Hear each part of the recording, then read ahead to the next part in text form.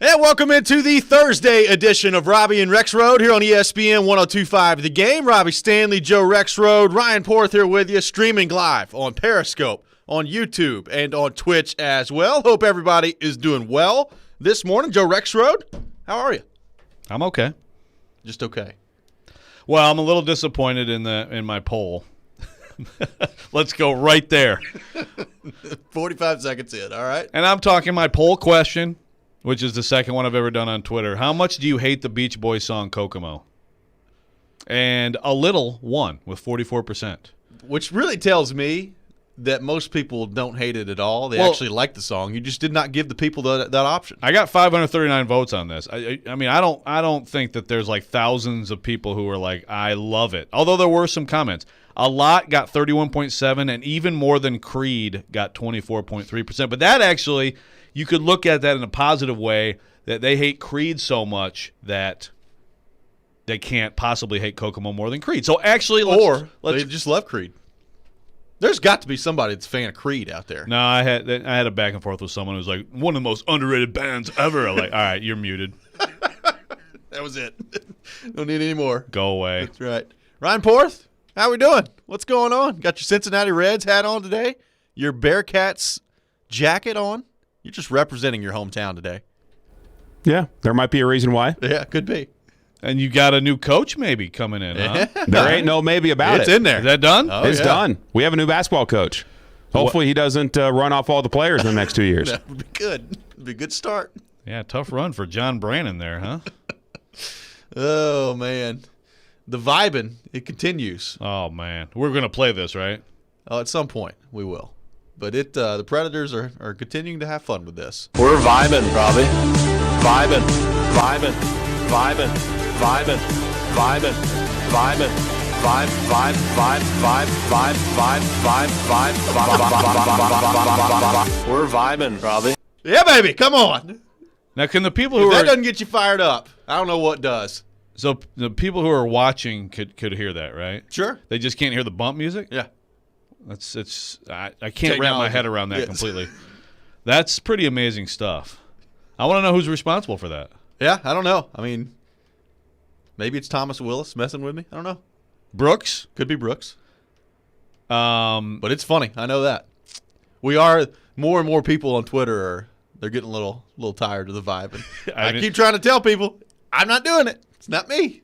You had a simple question. I had a simple mean, question. what are some of the? So basically, like, what are the words you could have used? There's vibe, the feeling, The flow. the chemistry. Yes.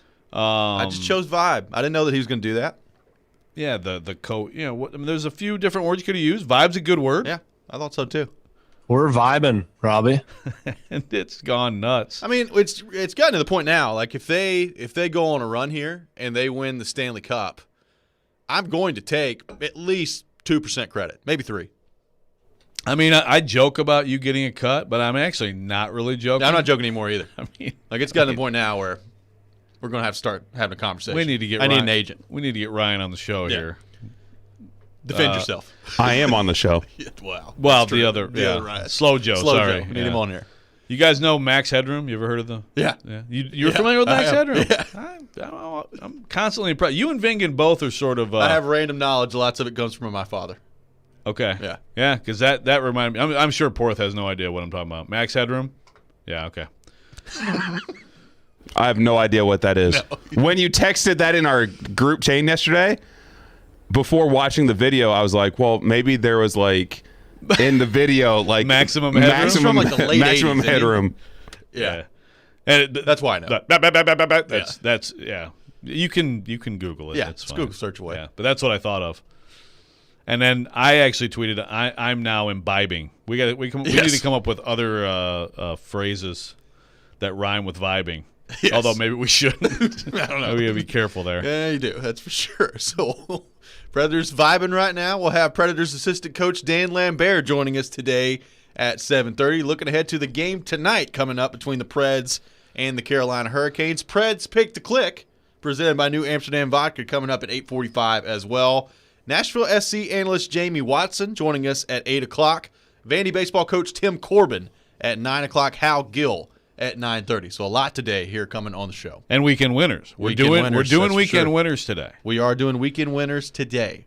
Ryan Porth and I will be out of town tomorrow, so we're doing weekend winners today. Although at this point, I'd probably be better off just letting somebody else pick. I've 1 in 5 in my last 2 weeks, so 2 in 10. Yeah. That's not good. No, it's not. It's not good. Long way to go, though. Yeah, I have no clue when this competition ends, so I assume there is a long way to go. When does this competition end? Like We the end of didn't the- really put an expiration date on it. Probably the Just keep going. NBA and NHL playoffs, right? Yeah, sure. Take a little break, recharge the batteries, get ready to get smoked and pick up. Porth come out with 75% winning percentage again next year. Be great. Uh-huh. Yeah. Every year's different. That's right. Port's not going to win a thing next year. So we'll have that for you today at 9:15 as well. Weekend winners coming up. And as always, taking your thoughts on our text line, driven by WilsonCountyHyundai.com, 615-737-1025, 615-737-1025. We had Dane Brugler on yesterday from The Athletic, looking ahead to the NFL draft, and we are now 2 weeks away from the beginning of the NFL draft, which is hard to believe. We've talked a lot about the draft. We're almost there, and we're almost to decision time for John Robinson and the Tennessee Titans. And Brugler has an interesting pick when it comes to the Titans at number 22 overall in his latest mock draft at The Athletic, and that is Christian Barmore out of Alabama. And we talked to Brugler a little bit yesterday about Barmore. Here's what he had to say about potentially him being there and available for the Titans at number 22. I think it's more of a value pick there. I think that I'm not saying that the interior defensive line is the biggest need, but that's not how you should look at the draft. I don't think that's how the Titans look at the draft or will attack this draft. They're going to look at it as, okay, first-round pick, how are we going to get better on defense or on offense? Who's going to impact our roster the most? And I think, Christian Barmore could be in that conversation. It's someone they've looked at. It's someone that I don't expect to be maybe a popular pick. I think most Titans fans are looking at pass rusher there or, maybe a corner or, there's other positions that they could use. But the chance to upgrade an already a solid defensive line and upgrade that and make it an even better defensive line is something that I think will be appealing to this organization, especially when you consider, what happens later on for the Titans in this 7-round mock. I think even though I know a lot of fans won't be thrilled with a defensive lineman who can play inside-outside. I think he fits that scheme well.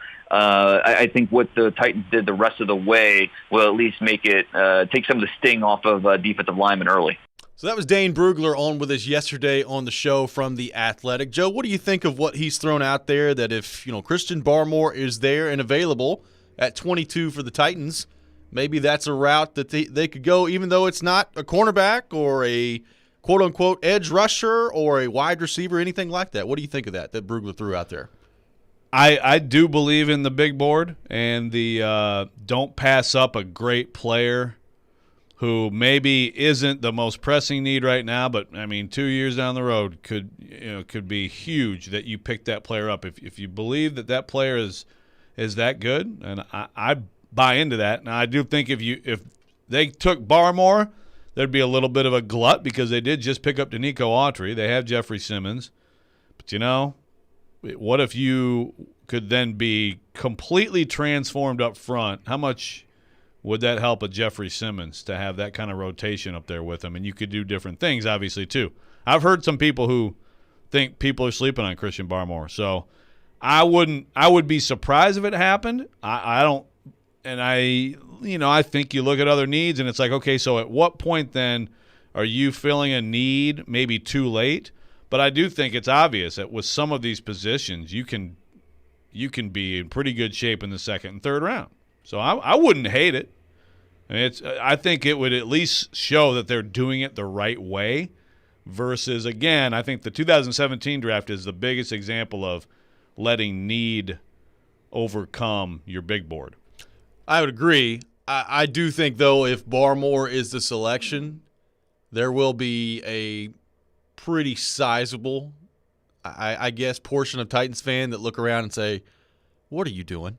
Like, Corey Davis is gone, Adoree Jackson and Malcolm Butler are gone, and you spend a first-round pick on a defensive tackle?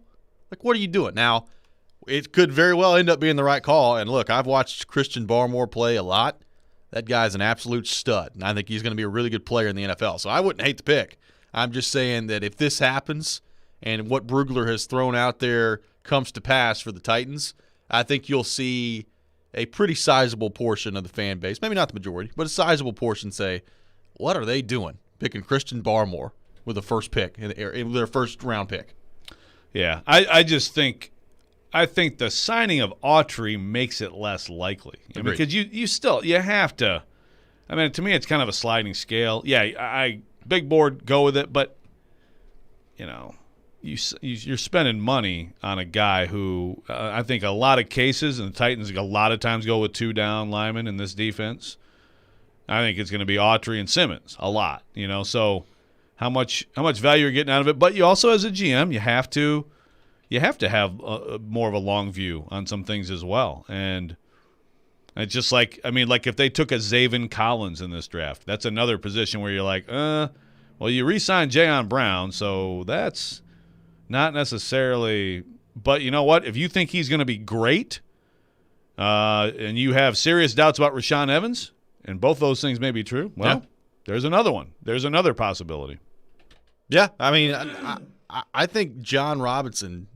I mean, who expected the Titans to select a right tackle last year? Like, I didn't going in the draft. I thought for sure it was going to be pass rusher. Like, you're losing Jack Conklin, so it wasn't a huge surprise.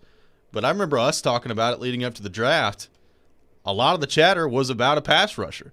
You get through the whole draft, you don't really have a pass rusher that was selected last year. So it is interesting how we kind of feel like I feel like it's going to be a corner with the first pick. But maybe that's not. Like, maybe the way the draft shakes out, maybe Caleb Farley is the best corner left available for you in the first round. And maybe the Titans are like, you know what? I like Caleb Farley. I just don't trust him with the back surgeries that they've had. And you push that need off till later down the line. It's going to be interesting to see how this board falls for them and how they feel about guys like Caleb Farley, who we talked to Brugler about yesterday. I mean, there are concerns, I think, from some NFL teams about his procedures on his back, where if they weren't there, I mean, you're talking about maybe the first corner off the board. How much of a concern would that be for John Robinson and the Titans, who have in the past shown that they're not afraid to draft people who are injured? That is a little bit different with the back. Yeah, draft or sign. Yeah, but yeah, that's the thing. That doesn't guarantee, because even like the 15 guys I threw out there this week, a lot of them have injury concerns, and they may fall because of that. And I'm like, well, that's a John Robinson special, but back is different. So it doesn't guarantee that's how John Robinson's going to go in the future. We are off and running here today on Robby and Rexrode, talking all things NFL draft, taking your thoughts on our text line, driven by WilsonCountyHyundai.com, 615-737-1025, 615-737-1025. When we come back, Brugler had some very interesting comments about the wide receiver position yesterday that could have a big effect on the Titans draft. We'll discuss that next. This is Robby and Rexrode here on ESPN 102.5 The Game.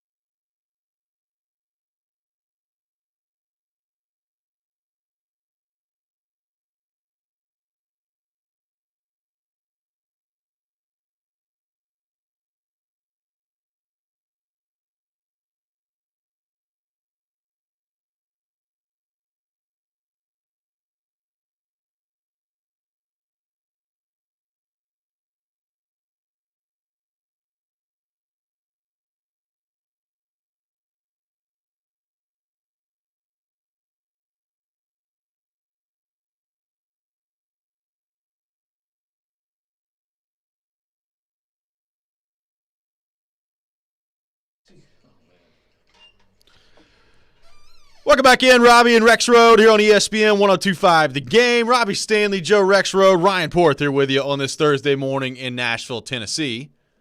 Joe, let's go to our text line, driven by WilsonCountyHyundai.com. I'm on the text line now. You are. This could Is be this bad. bad? This could be. This is bad. Because tomorrow you guys are gone, so I got to run the text line. Oh, yeah. Come on. I can't wait. We got a text on the text line that says, y'all are modern-day scribes. So you could say you are scribing and vibing. I like it. That's good. And now I don't have to ask you. Oh, no, there's no name. See, there you go. I was going to ask you, whose was it? And there you go. It's just a number. I always say the name if the name's provided. Yeah, if the name's provided, yeah. Let's go back to the text line, driven by WilsonCountyHyundai.com. Joey from Gallatin texted in. The past few years, the Saints have grabbed a lineman or two in the first, and it's paid off huge for them. That is true. The Saints have stockpiled their defensive front. It's gone very well for them as of late. It is. It always has been. It always will be a line of scrimmage game. So I'm in favor, especially if you can get someone who's disruptive and dominant up front defensively. Look, we've talked about it. The Bucs, the number one thing they had going for them was that pass rush. Behind Brady's mystical powers, yes. Right. His powers are part of that. He made them better. Okay. They just looked at him and immediately, the quick twitch happened, just by looking at Brady. The Niners. It's often, and if you go to college football too, it is often the formula. Yes, quarterback, offense, explosiveness, but dominant defensive lines filled with pros. Those are the teams that are usually there at the end. Now, granted, it's the same teams lately, and they have everything that you want. But still, that's a huge part of this. So, I don't hate it. If he's that good, he just has to be great. Right. That's the thing. Then you got to make the right choice. Let's introduce the poll question of the day at 102.5 The Game on Twitter. A wonderful poll question today coming from Ryan Porth, Titans fan. Titans fans, not just one fan. What position would you prefer the team to draft at 22 overall? Cornerback, pass rush, wide receiver, or other? We are very early in the voting process. 41% say pass rush, 30% say corner, 28% wide receiver, 1% other. Okay. I don't know what the other would be, but if you vote Could other, be Christian Barmore. you need to list below. You've got to list it. Oh, you're not allowed to just say other. You have to actually. Not if I'm making the rules. This is a written essay. Yeah. This isn't just a Scantron. No. Okay. Well, 41%. Robby has spoken. I hated Scantrons Yeah. or whatever they were called. Scantrons. Okay. That reminds. I'm coming back to Spicoli again here. You've seen it, right? Yeah. Do you remember the Oh yeah. where he's filling out he's filling out a little picture on there. Yep. Vibing. That's right. What do you think of the early returns in the poll question? 41% going with pass rush for the first round pick. That's interesting. I think I think people who follow this stuff understand, especially at receiver, but I think also at corner to a decent extent. You can get someone you want and may not have to drop off in quality much at all a little bit later. So now, and maybe one of those edge guys is who you really want. I wonder how much of it is that and how much of it Titans fans are just saying, you know what? That pass rush was so bad last year. Let's get as many people as humanly possible in here to try to help on that pass rush. I think that's a large part of this so far, too. Yeah, I get that. And they just lost out. I saw some headlines. Yeah. They just lost out. They did. I know we're going to talk about him in a little bit. We'll but get they to that lost coming out on the up. big score. It's going to be a sad day for Joe Rexrode coming up at 6:45. Yeah, that's fine. Hey, by the way, totally off topic. Did you see what happened to the Grizzlies last night? Yeah. Holy crap. Luka Doncic. Did you see this? Yeah. Porth doesn't even know the NBA exists. That was seriously. I saw a headline this morning when I woke up. That shot he made was pretty great. I feel for the Grizzlies. Also, Luka is he's something else. He's sick. He's Yeah. pretty good. Board doesn't even know the NBA exists. That's a shit. You're a big Grizzlies fan. I wouldn't say big Grizzlies You fan. are I will you are a admit, supporter of the Memphis Grizzlies. Grind City guy? Yeah, I will admit that when they are good, I jump on the bandwagon. I know. That's fine. I'm a big Zebo guy. Love Zebo. The Zebo, Known him since he was in high school. Zebo, Gasol, Conley run with Tony Allen. Yeah. That like 5-6 years ago. Yeah. However long that was. About 5-6 years. Yeah. I mean, like 5 to 8 years ago. 6 to 8. Right. Yeah. That run was a lot of fun. That was. They were one wing away, I think, from maybe getting over the hump. But yeah, They tried to get Zebo it with rules, man. Well, they tried with Rudy Gay, and Rudy Gay just wasn't a fit. Yeah. Yeah. No. At Titans Fangirl 05 on Twitter says tight end, the first round pick for her. Yeah, see, okay, so are you trading up for Kyle Pitts? Because if you're not, then you don't need to do that. Like, I'll say this now, famous last words, but I don't think there's going to be a tight end that goes in the first round after Kyle Pitts. I'd be surprised. So I guess I'm asking you back, ABD, Titans Fangirl 05. Are you trading up for Kyle Pitts? You could do it. You could. What would you have to give up to move up to like 4 to get Kyle Pitts?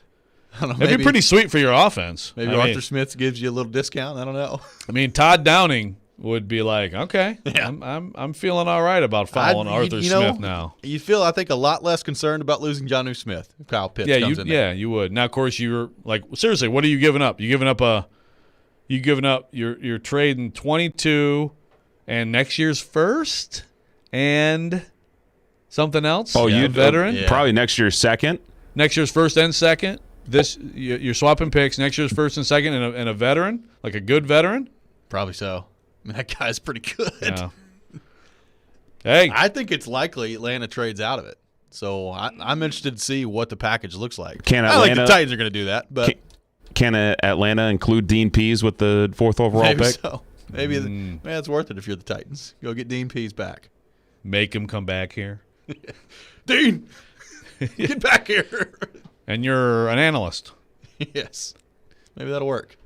What would happen with I guess he and Shorts can just work together. I guess so.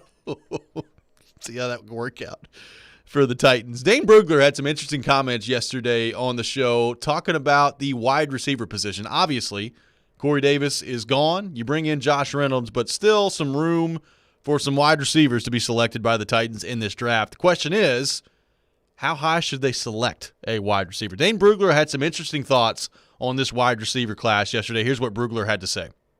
It's a loaded position, there's no question, and we talked about it a lot last year, and this year it's similar. We're going to see guys go early in this draft, very high, but the position stretches. Second round, third round, even into the fourth round, you're going to be able to find guys that are going to come in and contribute pretty quickly to your offense. That second round, you look at guys like Terrace Marshall or Rondale Moore, De'Ami Brown. Third round, it depends what type of receiver you're looking for. You're looking for more of a possession threat. Okay, well, then that's Amon-Ra St. Brown from USC. You're looking for a physical competitor, Tylan Wallace from Oklahoma State is your guy. If you're looking for a home run threat, Tutu Atwell, a guy that compares very favorably to a Marquise Brown with the Ravens. Undersized, vastly undersized, but he can fly down the field. He can create after the catch. There's a lot of things you can do with that type of player in your offense and how he's going to affect the rest of your receivers. Just the threat of his speed down the field is something that defenses have to account for. So this wide receiver class, if the right guy is there in the first round, by all means, go get your guy. But it's not a position where you have to get him early. You can wait to the second, third, fourth rounds and still feel comfortable with the caliber of player you're getting at that point. So Joe Brugler pointing out there that the wide receiver position is deep in this draft, and you don't necessarily have to go get somebody in the first round. Now, he did say if your guy's there in the first round, by all means, go ahead and do it. But maybe you could still be comfortable if you're the Titans, wait until the third round or the fourth round in this draft at wide receiver. What do you think of that? If you're the Titans, knowing how important Corey Davis was to the offense last year alongside A.J. Brown, how big of a priority should receiver be in this draft for the Titans as you weigh it against all the other different decisions that John Robinson's going to have to make? Well, I think it's a big priority, but I think it's not as drastic as tight end, but I think it's similar in that you have this top shelf. Although it's kind of crazy. I'm seeing Devontae Smith drift into the teens and stuff. I'm like, man, okay. That would be a pretty good value, I think. But there's that top shelf and then kind of a gap. And, there's some people who think, what, Kuiper has Elijah Moore, is that right? Yeah, going 22. To the Going Titans. 20 to the Titans. Any of those guys could rise up and He be has there. been all over the map. Kuiper's got him going at 22. I've seen Elijah Moore going in the 50s. Yeah, for sure. Like all over the place. Yeah. He's been all over the place in these mock drafts. Well, and I think Rondell Moore too. I've seen Rondell Moore late first and some people think he's more of a third-round pick. I mean, that some of the receiver situation is really interesting because it's like there's like one flaw, or it's what exactly are you looking for? I actually feel very validated by Dane's 7-round mock, because I took a lot of crap in the comments putting Tutu Atwell as a Titans possibility. The point made to me, I'm gonna call this person out too. The point being made to me by Derek S. that the Titans have never they don't want small receivers. I'm like, did you look at their receiver room last year? Yeah, they had a lot of them. Who did they like? It was Batson and Raymond and Humphreys running around like Smurfville, man. Now, then he came back and said, yeah, but they haven't spent a high draft pick. I'm like, well, they did spend a lot of money on Humphreys, right? They spent a lot of money on Humphreys to be the slot receiver, 4 years, $36 million. Yes. Didn't see the end of the contract, but Tutu Atwell, like, there's a guy who absolutely 155 pounds. I mean, that worries me. Yeah. I mean, but if you watch it, and like Jared, Louisville guy, which actually makes me feel better about picking Tutu, but Jared said like he can't catch or whatever. Man, that guy is a blazer. And so do you want a slot receiver? Does that matter to you in this offense, that you have a dedicated slot receiver? Or, anybody can play in the slot. You can move guys. Or you can put A.J. Brown in the slot, get a matchup you like. How important is that? That's one of the questions we don't know until we see what they do. What'd you say this guy's name was? Derek S.? Yeah, Derek S. Calling you out, Derek S. Does Derek in the comments S. at The Athletic? Remember that they literally spent a first-round pick on a slot receiver like 8, 9, 10 years ago on Kendall Wright? Well, he's talking John Robinson. Oh, okay. Still. But thank you for trying to jump in on shaming Derek S. Yes. Now I'm actually going in here right now. I'm going to link Dane Brugler's 7-round mock, which has them taking Tutu Atwell, and I'm just going to say I feel validated. There you go. If Dane says it, then it must be true. That's exactly. When we come back, we'll continue the discussion on the NFL, taking your thoughts on our text line, driven by WilsonCountyHyundai.com, 615-737-1025, 615-737-1025, and a sad day yesterday for Joe Rexrode. Jadeveon Clowney officially on the move. We'll react to it next. This is Robby and Rexrode here on ESPN 1025, The Game.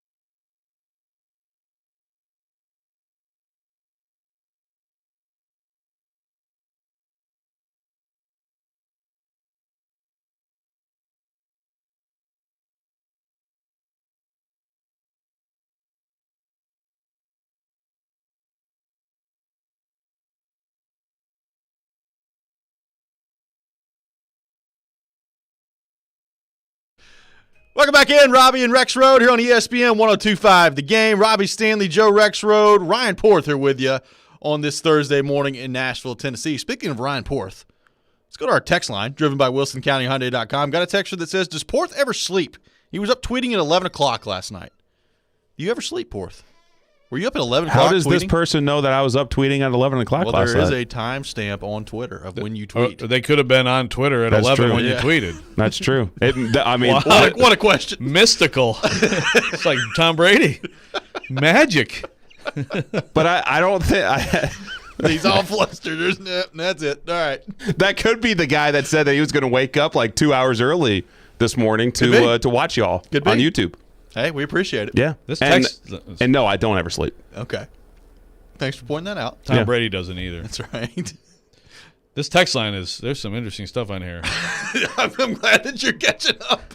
Yes, Jeez. there is. You know what Joe's going to do now that he has access to this? He's going to read every one of them. He's going to be listening to Jared and watching the text roll in Just during roll the in. afternoon show. That's all you'll be doing from now He's on. going to be completely useless from 2 to 6 p.m. now. I'll just ditch my family obligations and sorry, get your own butt home from school.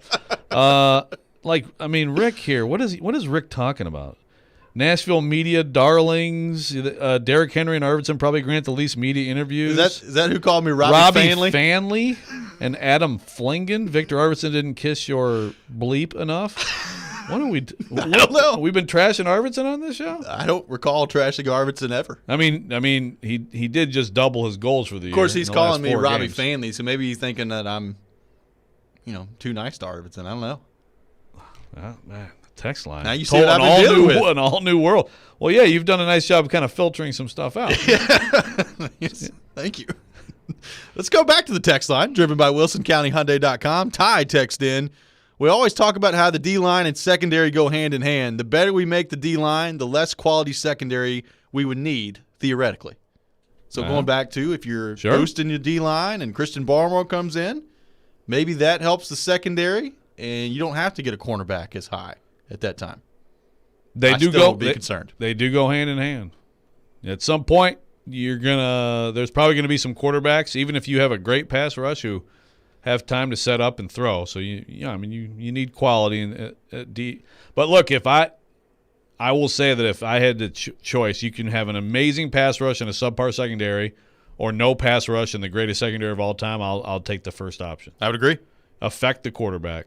If you don't affect the quarterback in this league, he'll carve you up.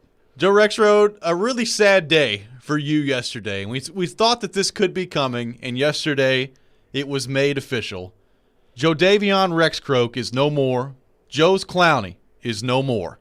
He ends up with the Cleveland Browns on a 1-year deal worth up to $10 million. Ian Rappaport this morning coming out with the details and the breakdown of the contract for Jo'Davion Clowney. A $4.5 million signing bonus, $2.5 million in base salary guaranteed, $1 million in 46-man roster bonuses, and $2 million in incentives. He says it's a 5-year deal that voids to 1 for the cap. So in all, a 1-year, $8 million base salary up to $10 million. Joe Rexrode, your reaction to Joe's Clowney ending up with the Cleveland Browns? Well, that's what I wanted to know. Well, first of all, yes, I'm shedding a tear.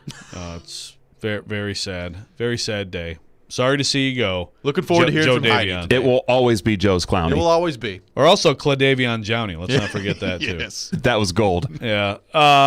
But, I mean, it's not like $8 million. So basically the last 2 is if he actually plays and does anything. Right. I mean, okay. When I first saw $10 million, I'm like, it's incredible. This guy's still getting 8 figures. $8 million. Look, he didn't do much last year. He was hurt. I'm worried about his injury situation. I do think that if you play with Myles Garrett, that probably helps you some. Although there was some funny stuff he said yesterday. He was like, what did he say? Like, now I can finally get like some single block. Like, dude, you weren't doubled every snap here. Come on. It's just overall, like, the coverage of it and everything. It's like, I mean, even like our buddy Martell, Browns fan, is just like, yes. I'm like, Clowney! Yeah, come on. and I made fun of him, and then he got all mad. I I have my doubts. But you know what? I'm also I'm somewhere in between that and this overhyping of him and where Jared is, which is that he is the worst player to ever be in the league. I mean, really. He's never made a play. I mean, look, I've seen Jadeveon Clowney healthy, right? He can help a defense. Is he $10 million worth of help? He certainly didn't look like it here. Jared was coming after you yesterday at the end of the show. That's fine. Tell me what he said, though. I act like I don't care, and then I want to know exactly what he said. No, it was basically him talking about, Clowney comes in. Joe Rexrode's been hyping him up the whole time. He does nothing, and now Rexrode's been trying to back away from it, just back away and act like it wasn't that big a deal, and he was wrong about it. I'm just telling you. Back away? Meaning what? Meaning that you're trying to, distance yourself from the bad take, saying, you know what? I didn't know that he was going to come in and be as ineffective as he was. I mean, I told Jared, going back to that moment in time, a million times out of a million, if I'm John Robinson, I'd do the exact same thing. We all saw him not do anything last year, and so I'm like, well, probably best if he goes somewhere else. I mean, information can make you change your opinion. It's a neat thing in the world. I mean, I know Jared's hero Skip Bayless is still LeBron can't play. Hey, if you want to stick with a bad take, go for it. I'm willing to change, and also remember, Jared, that your big reasoning for Clowney being a bad move was that Vic Beasley was signed to rush the passer. This is the part you failed to mention. You failed to remind us. But in fact, I'm going to find the audio of this. I'm going to find it. Let's go to the text line. Porth, will you help me find it? I was about to say, how are you going to be able to do that? I know it was the week before they signed Clowney. By the way, in this last commercial break, ESPN showed a highlight reel of Clowney in a Titans uniform. It was so sad.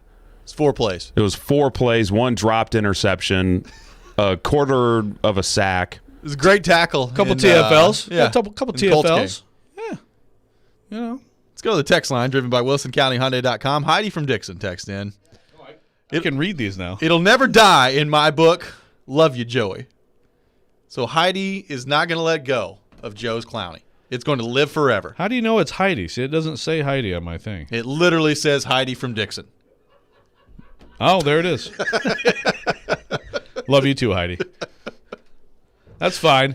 I will listen. If I have to be permanently tied to Clowney, there are worse things, right? Sure. Yeah. Yeah. He might have a good year for the Browns. And then we could get, next to the Cali Yarncroat jersey that's going to be hanging up in here, a Jadeveon Clowney Browns jersey right on the other side.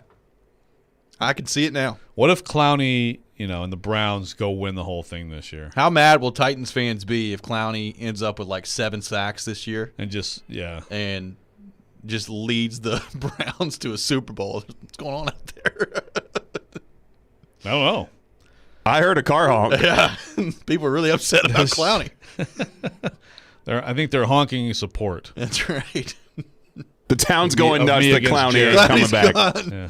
Those people that wanted Clowney to be the 3, their dreams are dashed today. Can't come in and be the 3rd pass rusher off the bench for the Titans. It was funny. Some of the headlines I saw that were Titans lose out on Clowney. I think they're probably all right. You don't have the money to pay him to be your 3. No. You never did. But I guess he could have been the 2. You could have made Harold Landry the 3. Well, we just saw both of them play last year. Yeah. Hey, good luck to Clowney. I know people got all mad about I didn't think that comment. We have that comment, the 12-win thing, or that team. Did you hear that? Yeah. People. That's one of those things where if you hear someone say it, whatever. Yeah. But then when you type it out, It sounds like he's trash talking the Titans. I didn't take it that way. I don't think he was trash talking the Titans. He was just like, hey, I think didn't they win more than I think they did. Yeah. Yes, they did, Jadeveon. But Elijah did have a good tweet about that. That's right. He was like, hey, he had 12 sacks, 12 more than I did. Yeah, exactly. Myles Garrett. Exactly. Jadeveon Clowney also had some interesting comments made on his knee injury, and it's got us asking the question, was his decision to kind of shut down midseason his decision and not the Titans? We'll talk about that coming up next. This is Robby and Rexrode here on ESPN 102.5 The Game.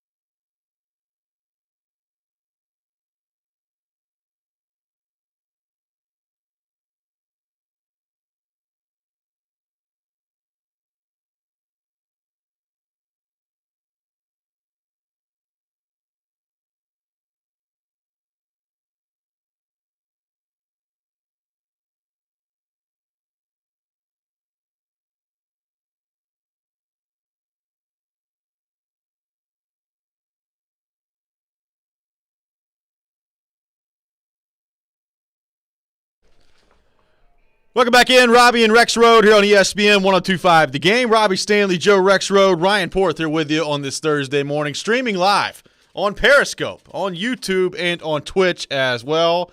As a matter of fact, if you're watching, you can see Joe Rexrode right now pouring some stevia into his Yeti. It's great.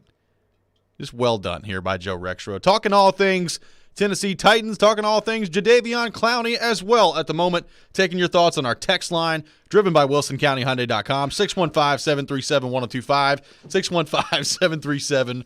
Jadeveon Clowney signing with the Cleveland Browns yesterday, up to $10 million on the deal. Rappaport breaking it down. It's basically a one-year deal worth $8 million, $2 million worth of incentives along with it. So now that he's in Cleveland, he made some interesting comments on his Zoom press conference yesterday, talking about his knee injury and his health moving forward here with the Cleveland Browns. Here's what Jadeveon Clowney had to say about his knee injury. Hey, Jadeveon, when you look at, you're kind of dancing around this a little bit, when you look at your numbers from last year, do you think your knee had an impact on that? Like, is it fair to say that you weren't at full strength, or do you think it was kind of the scheme in Tennessee that just didn't really suit you? Well, I think it was a little bit of both. And early on, I probably say it's a scheme, and then later on, I feel like it was my knee as far as me continuing the season, as far as me playing during the season with my knee. I just had to pull myself because I felt like I was going to hurt myself even more if I kept playing on my knee. I was going to be in a worse situation than I would be if I stopped now. So that's how I ended up stopping myself from last year. So that was Jadeveon Clowney. Was Bugs Bunny in the room? What was going on there? What was that like? It was like a drum, like one of those little drum crews. What was going on? Do you know? Seriously, Porth, what was that? I have no clue. It made it even more entertaining. Like a little rabbit running around in there. Early on, I probably say it's a scheme, and then later on. Jeez. What do you think of that? Early on, I'd say it was the scheme. That was the whole reason he came here, was the scheme and the familiarity with Vrabel. Well, I mean, early on, I would say it was probably someone who didn't do anything in the entire offseason and came in 2 days and decided to start playing football, right? Yeah, I mean, that's dumb. Jeez. And that's one thing with Clowney, like that, is from what I've gathered, I mean, it's never his fault, you know? Yeah. Like, it's never like, I just didn't play well or didn't have my best, didn't have my fastball. It's always like it's something else. Not to rip on you, Jadeveon. I miss you. Yes, I'm missing him already. What do you think of what he threw out there? Basically, like shutting it down halfway through the season. Going from the first part, it was the scheme, and then the knee, it just couldn't get going there. And now he feels like he's healthy. He's ready to dominate with the Cleveland Browns. I don't know about this guy, man. Look, if he's healthy, I think that he's a valuable player. I mean, he's a worthwhile player. He's a player who makes some plays, who can do some things for you. I mean, I have a dim review after watching for a few games here, but I think the biggest question is health. I mean, when's the last time? I mean, he had a core injury with Seattle, and at times still, he looked good with them. So he's had a lot of different things. There's been an accumulation. You get that 1 year where, he's still pretty young. You get that 1 year where you avoid that stuff and you can stay in one piece, you might be pretty good. Pour through those comments of Bugs Bunny and Daffy the Duck running around there. Did you think that Jadeveon Clowney quit on the Titans? Yeah, I do. That entire soundbite there, from the rabbit to his explanation, was lame. Yeah. I mean, the fact that, early on it was the scheme. To your point, Joe, he didn't want to sign until they kicked off in Denver. And then the fact that he said multiple times in his press conference yesterday that he was glad that he shut it down because he felt like he would have hurt himself more. Like, I get it, but the way he said everything yesterday came across as very selfish. It's all about me. I don't really care what happened with the Titans. Well, I mean, look, he was out of here as soon as he, right? I mean, look, do you expect it's professional sports. You expect someone to be here cheering everybody on and like, come on, I'm gonna help Derek Roberson get ready for the game. That'd be great, right? That'd be great. Is it reality? No. But I think it was a little bit extreme with him basically like, okay, see you guys. I'm hurt. Yeah, good luck with the season, by the way. I mean, and that's where that signing and the Beasley signing, and that's where, like, I think the question's fair on the whole guys loving ball thing, because I have my doubts about that with Clowney. Certainly with Beasley. I mean, I think Beasley just doesn't want to be in the league anymore. Yeah. And you sign both of them. Now, with Clowney, at least there is that history with Vrabel, so he knows more than – I mean, he was around him day after day for years, right? So maybe that's a change or whatever, but, I mean, Beasley, the red flags were all over that. Yeah, I mean, he was checked out completely, and it's never his fault, and he'll be missed. So was Jadeveon Clowney the most overhyped free agent signing the Titans have ever had? Jared put that out there yesterday, says it wasn't even close. It's the most overhyped free agent signing that the Titans have ever made. Would you agree with that? So yesterday, speaking about the whole obsessing over Jared's show, I was actually in the car line picking up my daughter Caroline and some other kids that we do in our carpool group when I was listening to Jared and Caroline talking about this, and I clicked in thinking I thought he was talking about just the worst signing, so I went on a total text rampage with him as I'm sitting there with the other parents in the line. Like, you cannot possibly rank him below Vic Beasley. There's no way. The amount of texting you two do to each other is hilarious. Yeah. Continue.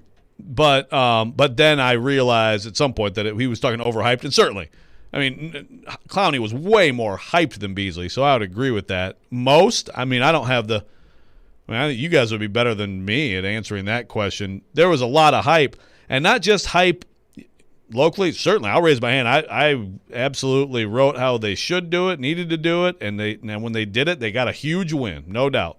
But I think it was also like the entire offseason last year, from cutting Casey to not drafting the edge anywhere in the draft. Yeah.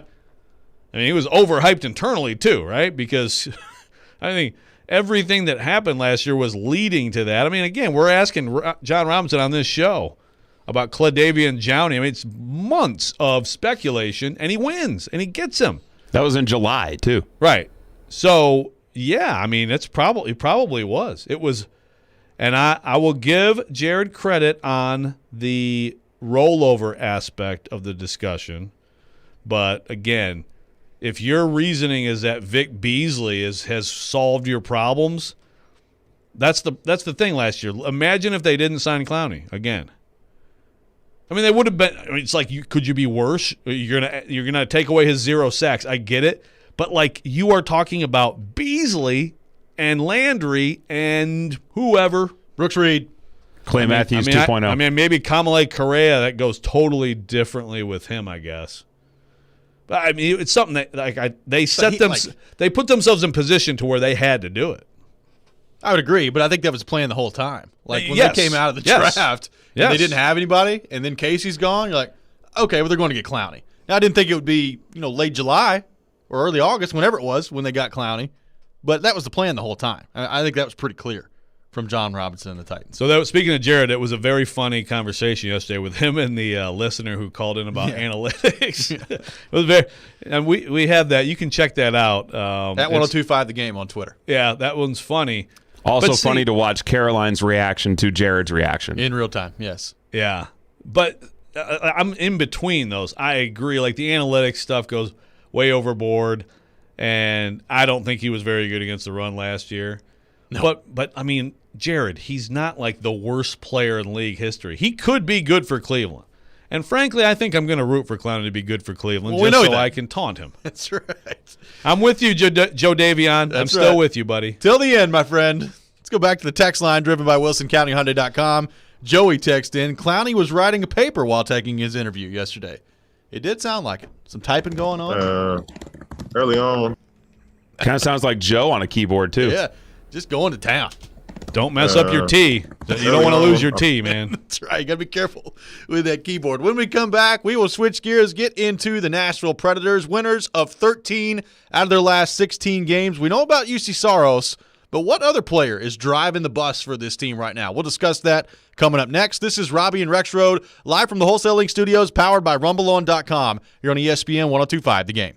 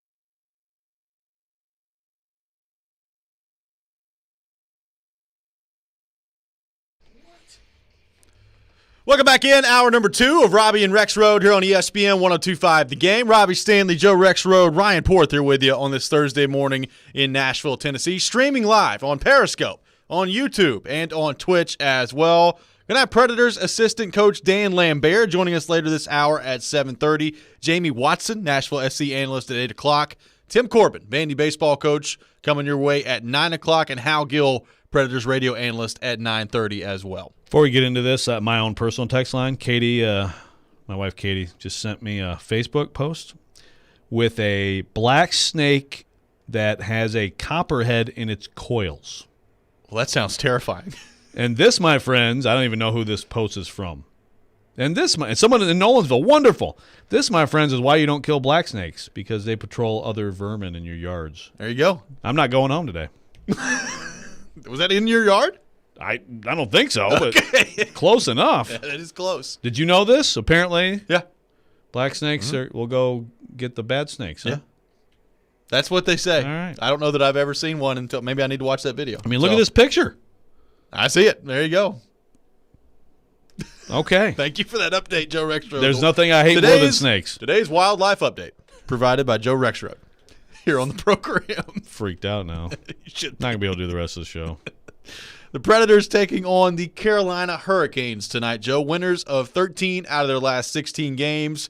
And look, it's been incredible to watch, and we know UC Saros has been the main part of this driving forward with the Predators. He has been sensational. I mean, he's given himself, going from starting the season off for a save percentage in the 880s to now it's above 930. I mean, he's played extremely well for this group. So we know when you start listing off players responsible for the run that the Predators have been on as of late, he's at the top of the list.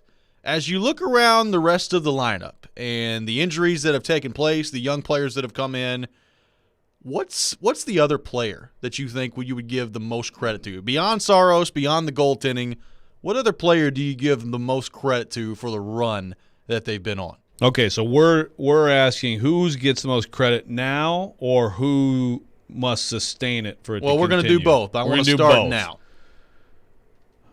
See, the fact that it's tough to answer that, I think, is a credit to the collective play they've had. But I would agree. But I'm going to go Yossi. Yeah. He's just, like, every once in a while he'll be like, okay, yeah, everybody move out of the way. He's going to take over. But he does that. We know. I mean, he's a Norris winner. I mean, he does everything well. And I think Hal Gill had great points, I think, on this show earlier, and we're going to have him later, but today. But the point of, it's that whole, like, get outside yourself and try to, like, do too much and be outside the system, and then you're not really helping. Right.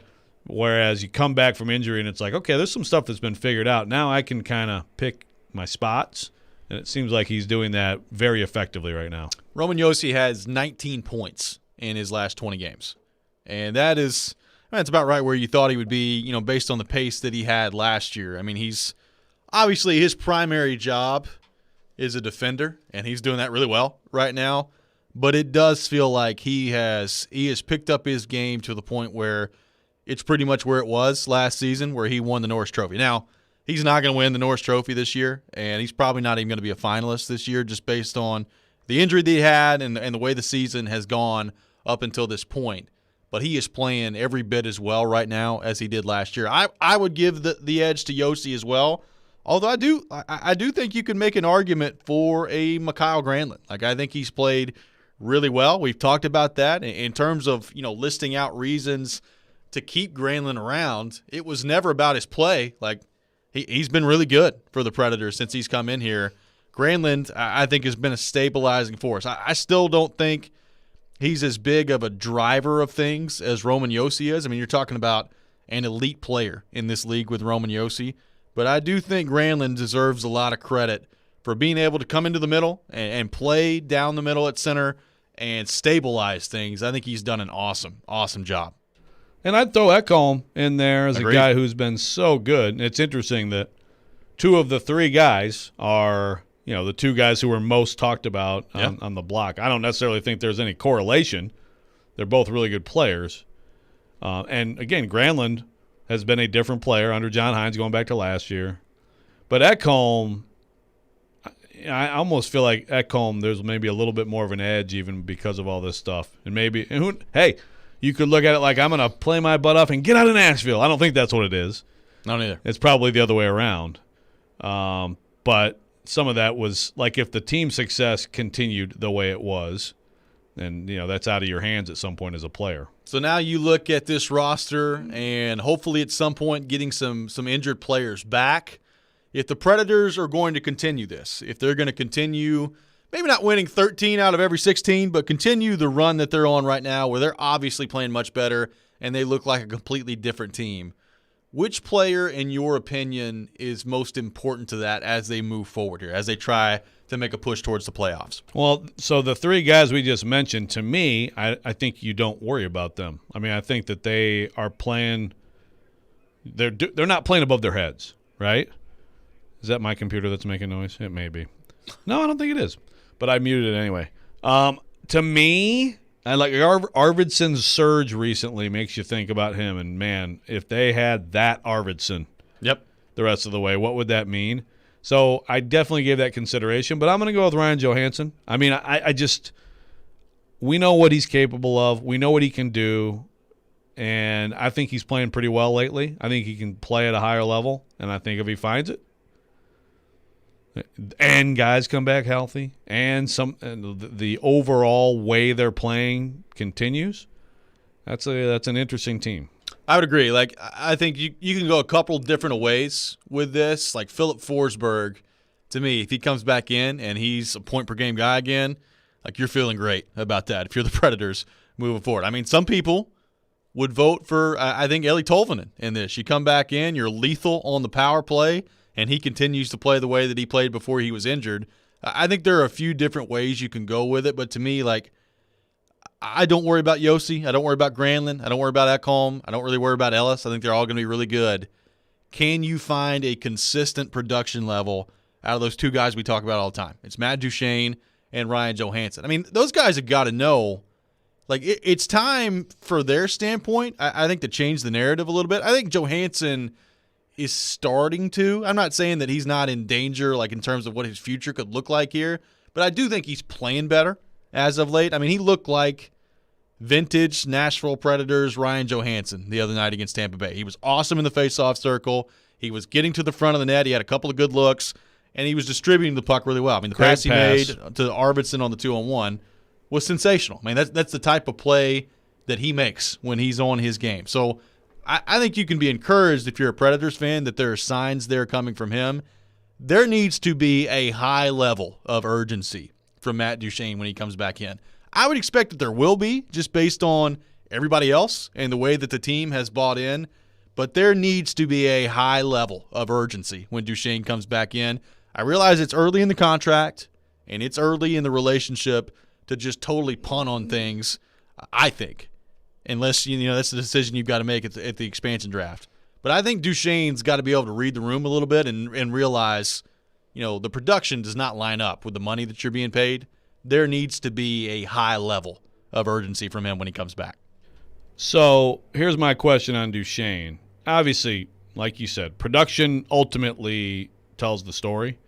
But is it more important that Duchene comes in, produces goal, chances and goals, or is there a certain level of like defensive responsibility that he didn't have previously that now needs to be attained? I don't know. Well, I think it's a little bit of both. I'm more talking about production. Like, you need to go. So, like, I don't think Matt Duchene is ever going to be the guy that just shuts people down on the other end. Like, I think Ryan Johansson's got a little bit of that in him. I think he can shut people down. I don't really view Duchene the same way, which is fine. Like, not every center has to be like this defensive juggernaut out there. But if you're not, you better be scoring. You better be producing. And that to me has got to be the next step for Matt Duchene. And look, I agree with you to a degree. I think especially early in the season, he was playing very well.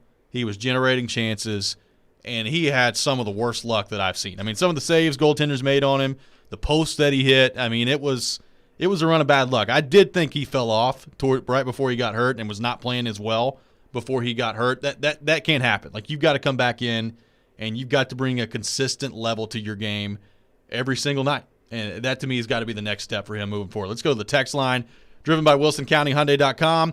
Got a texter that says, do we as a fan base criminally undervalue Slow Joe just because we're so focused on the stats? The 16-game streak started right after Slow Joe went after Dickinson for the dirty hit on Yossi, and 2 games after the score 5 goals Kara Hammer interview, and now they're vibing, Robby. Do the Predators fan base, do we in the media undervalue Slow Joe? Go score 5 goals. We're vibing, Robby. 2 big moments this season. There's no birthday party for me here. Nice mute. That was good. Way to go. All righty. There we go. Way to go, Rexrode. God, I'm all flustered. I just thought about that. I'm like, I wanted to apologize to Slow Joe, and understand that is a high compliment. Sure. That you would be Sean Penn's rendition of Spicoli. Exactly. It's a much higher compliment than being the Ryan Reynolds of sports talk radio. That's right. What was the question? Well, do the fan base, do we in the media undervalue Johansson because we focus too much on the stats and you don't focus as much on what he brings to the table on the all-around game? I don't remember what his stats were in the bubble, but that's the dude. I don't remember what his stats were in the first round against, or really that whole playoff run in 2017, but that's the dude. It's not about the stats. It's about what he's capable of doing. Now, he was a point-per-game player in both of those instances, but yes, I hear what you're saying. Okay, well, then the stats were good too. But to me, the stats follow what you're seeing either at the rink or on the screen. I mean, you know his top level. It's very high. He has a very high ceiling. And so I don't think that's true. I don't think that the media or fans are undervaluing him or over-criticizing him. There's a high standard that he has set. You set the bar somewhere. Well, he's talked about it. Yeah, absolutely. I mean, he absolutely he was watching film of himself last year during the pause trying to figure out what the heck is going on. So, hey, it's not easy. It's not easy to reach that level, I'm sure, but he can do it. We'll continue this discussion when we come back, taking your thoughts on our text line as well, driven by WilsonCountyHyundai.com, 615-737-1025, 615-737-1025. Also, get into the Preds coming up against Carolina, a huge matchup both today and on Saturday. What do we need to see out of this group against a Hurricanes team that they've struggled with all season long? All that coming up. And speaking of the Preds, make sure you're tuning in later on in the show as we reveal a keyword for you to text into the game line for your chance to win the T-Mobile Hockey Home Gate giveaway, a Dos Equis prize pack, including a case of beer, dessert from Nothing But Cakes, a T-Mobile prize pack, and food provided by 312 Pizza Company in Germantown. We'll have that opportunity coming up later in the show. This is Robby and Rexrode here on ESPN 102.5 The Game.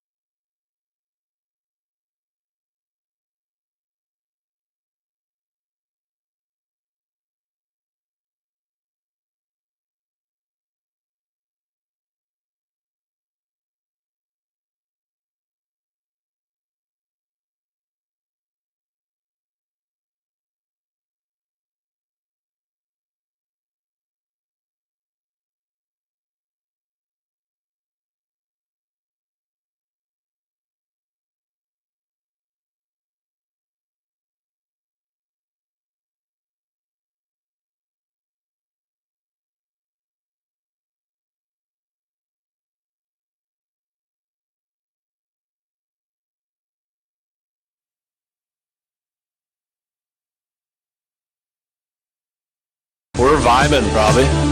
Vibing, vibing, vibing, vibing, vibing, vibing, vibe, vibe, vibe, vibe, vibe, vibe, vibe, vibe. We're vibing, Robby.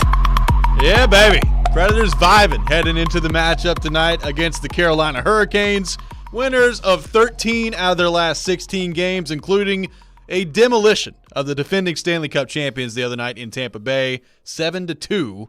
And the Predators now with a huge couple of games coming up against Carolina. Welcome back in, Robby and Rexrode here on ESPN 102.5 The Game, streaming live on Periscope, on YouTube, and on Twitch as well. Did you see that video yesterday the Predators put out? The vibing video that they've now That mashed went together? with that? Yes, With that that? went with that. It was pretty awesome. It was beautiful. Like at some point, I want to know who did it. I do too. Like at some point, this needs to become like a mantra for the team. Like just the whole thing. By Like the we're way, getting close to it. What if some of them are sick of it though? This could tear the team apart. could You be. may actually ruin this season. I Robbie. could do it. did y'all see the comments from San Francisco Giants catcher Kurt Casale yesterday? No, No, I even missed tagged that. you in the tweet. I missed it. Let me find it. Hold on. No, this Sounds is fascinating. Did he talk about vibing? Yes, this is phenomenal. And Kurt Casale, who played for Vanderbilt, is a Predators fan. Goes to Preds games all the time during the offseason. Kurt Casale on the 8-4 Giants. By the way, they won 2 or 3 from the Reds. That's tough. Kurt Casale said, "As the kids say, we're vibing out there." Oh yeah. Now we're getting into other sports. This is how it's done. Going from the Preds now to Major League Baseball. Now we need to get it on with the Titans when they come back. Man, yeah. What if the Titans wanted to vibe? What too? if Tannehill in his first press conference starts talking about vibing? When did vibing as a verb start? Who started it? Ryan Johansson. Ryan Johansson, Sunday night. No, I've heard it before. Yeah, I don't know. But it's like kind of recent though. It is. It's kind of recent. Like it's kind of like you know, when I was young, we'd say like that's rad, Did you? or that's you know, totally tubular or Yeah. whatever. What? Yeah. I'm not kidding. You know how Rad for dead sure. serious. That's you know radical, how man. how the Titans at training camp have the saying like from good to great? Yeah. Maybe it just says vibing. Maybe so. Is that okay? Like, can you have 2 different professional teams in the same town? Yeah. Share a slogan? Sure. You think so? Yeah. We've been called the It City. Maybe we're the Vibe City. Yeah. Maybe so. They're going to try to continue that vibe tonight against Carolina. They're 0-3-1, Joe, against the Hurricanes so far this season. So, I mean, the obvious answer is, hey, you'd like to see the Predators keep winning and get points on this trip in Carolina. It's in terms of the matchup itself. What do you want to see for the Predators? What do you need to see to convince yourself that, hey, this team really does have a shot in the playoffs, whether it is Carolina, whether it is Tampa Bay coming up in the next couple of games against the Hurricanes?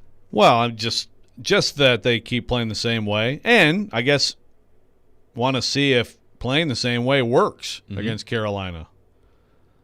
You know, you gotta be real careful. I think it was someone made the point in the show this week. It was Matt, and we're gonna have some. Well, we'll play the sound of Duchesne on that. But I mean, it was a very interesting point. Basically, like they force you to, like they're aggressive. They gamble. So you can get chances out of that, but then so can they, you know? Yeah. Like you've really got to handle that heat. And Matt Duchesne joined us on Wednesday talking about the matchup with the Hurricanes and kind of how specifically you've got to make really high-level plays against Carolina. Here's what Predators forward Matt Duchesne had to say. Yeah, Carolina is a funny team. When you play them, it doesn't even feel like you're playing the same sport sometimes as when you're playing a lot of other teams. They just play a very different style. You know, there's not a lot of time and space. They're fast. Yeah, they're a very strange team, and you kind of gotta. They come at you like crazy, and if you make a couple good plays, you get grade A scoring chances. But you know, they make you make good plays. So I think, you know, the big thing for us, I think the confidence that we have right now with the plays we're making and the things we're doing, I think it's a team that we haven't matched up great against this year, but I think we're ready to, you know, kind of slay that dragon, so to speak. So that was Matt Duchesne talking about the matchup with Carolina. And it was interesting. He said, you know, at times it feels like you're almost playing a different sport out there, and they really force you to make some high-level plays, some high execution plays. He said, now, if you make them, you can get some grade A looks against Carolina, but you've really got to work to make those plays. That's interesting to me. And look, I mean, Rod Brindamore has come in and has done a fantastic job with that group. They play really fast. They skate really fast, too, and there's a difference. Like, you can play fast without really necessarily having the fastest team skating. They do both, and that makes them really difficult to contain. You've got Aho, you've got Svechnikov there as well. I mean, you've got so many players that are really – I mean, even a guy like Jordan Stahl. I mean, he's not the same player he used to be, but he's really important to what they do there. The Predators have not really fared well at all against Carolina this year. Now, this is a different team, and this is a different Predators feel to it. Can you come out in this game and be competitive right from the jump? Can you – disrupt what Carolina does in the neutral zone? I mean, Carolina in these matchups against the Predators, for the most part, they've had the puck the whole game. Like, that can't happen. Like, if you're the Predators, you got to find a way to even out that zone time a little bit better. Yeah, some of it is just like what they're doing. Is it matchup proof? If you play this game that the Preds are playing night after night with a lot of the same elements, does that work? Does that work against these guys? I mean, you got to have great goaltending. You got to be smart with the puck. You got to cut down the mistakes. You got to keep hitting everything in sight. So I don't know. I would suspect that if you play it exactly how you want to play it, it will work. But it hasn't looked good. So this is another chance, I think, to show a big contrast between this season, this 16-game season, which is a completely, so far, different season than the first. Yeah. Check my math. Games. 35 games? Sure. Yeah. 30? No, it wouldn't be 35. 20-something. Yeah, thank you. Go. All right. Let's go to the text Two line. different seasons. Driven by WilsonCountyHyundai.com. Got Matt from the Borough text in. I work in a high school. Kids say something is a vibe or something is a mood when they don't know exactly how to describe a feeling. It's something you kind of feel in your gut. Right, but that's vibe as a noun. Like vibe as a noun. They could say that's a vibe. Yeah, that's they're vibing. I mean, you could probably go back and say, like, I got a good vibe in, like, the 60s, and, like, it's groovy, man. Yeah. But vibing as a verb, yeah, that's different. That's what you and Ryan are in your big merchandise enterprise you're starting together. That's correct. That's what you guys are talking about. We're vibing, Robbie. Let's go to the text line, driven by WilsonCountyHyundai.com. Learn about Cuba, having some food. Nate texted in, the Titans need to go from vibe to vibing next season. So taking that next step, going instead of going, did he say vibrin? What? Vibing. So taking that next step from going from good to great, now going from vibe to vibing. Andrew on the text line said going from good vibes to great vibes. There you go. There's a lot of things you can do with this as we move forward. This is not going anywhere. I know Predators fans, some of them are already tired of it. Some of them love it. I mean, I hope Vingan's listening. I hope Angry listening, Preds fan on Twitter was really tired of it yesterday. And the Preds official account tweeted back at him and said, "You really live up to your Twitter handle." It was pretty good. Wow. I enjoyed that. I like that. I like when the official accounts get a little back and forth going. Speaking of the Nashville Predators, when we come back, we'll be joined by Predators assistant coach Dan Lambert. We'll look ahead to the matchup against Carolina with him. That's coming up. But right now, I've got to tell you about my friends at FanDuel Sportsbook. And one of the things I love about betting on basketball is I'm always finding new player props or game props that I like. And what's cool about FanDuel Sportsbook is you can combine these props with other bets from the same game to score an even bigger payout. And it's called a same-game parlay bet that you can only find on FanDuel. You can combine the first basket score, the point spread, the money line, rebounds, any way you want to take it. There are many options on the FanDuel Sportsbook. So if you haven't tried it yet, new users get a risk-free bet on the FanDuel Sportsbook up to $1,000. Just place a bet and FanDuel will refund you up to $1,000 back in site credit if you don't win. And right now, new and existing users can get up to $25 in site credit back each day if your parlay falls one leg short with same-game parlay insurance. You heard that right, every single day. That's why I bet on FanDuel. So just download the FanDuel Sportsbook app today to try a same-game parlay and use promo code ROB at sign-up. That promo code is ROB. You must be 21 or older and present in Tennessee. Refund issued as non-withdrawable site credit that expires in 7 days. A max refund of $25. Terms apply. See sportsbook.fanduel.com for details. And for problem gambling support, call 1-800-889-9789.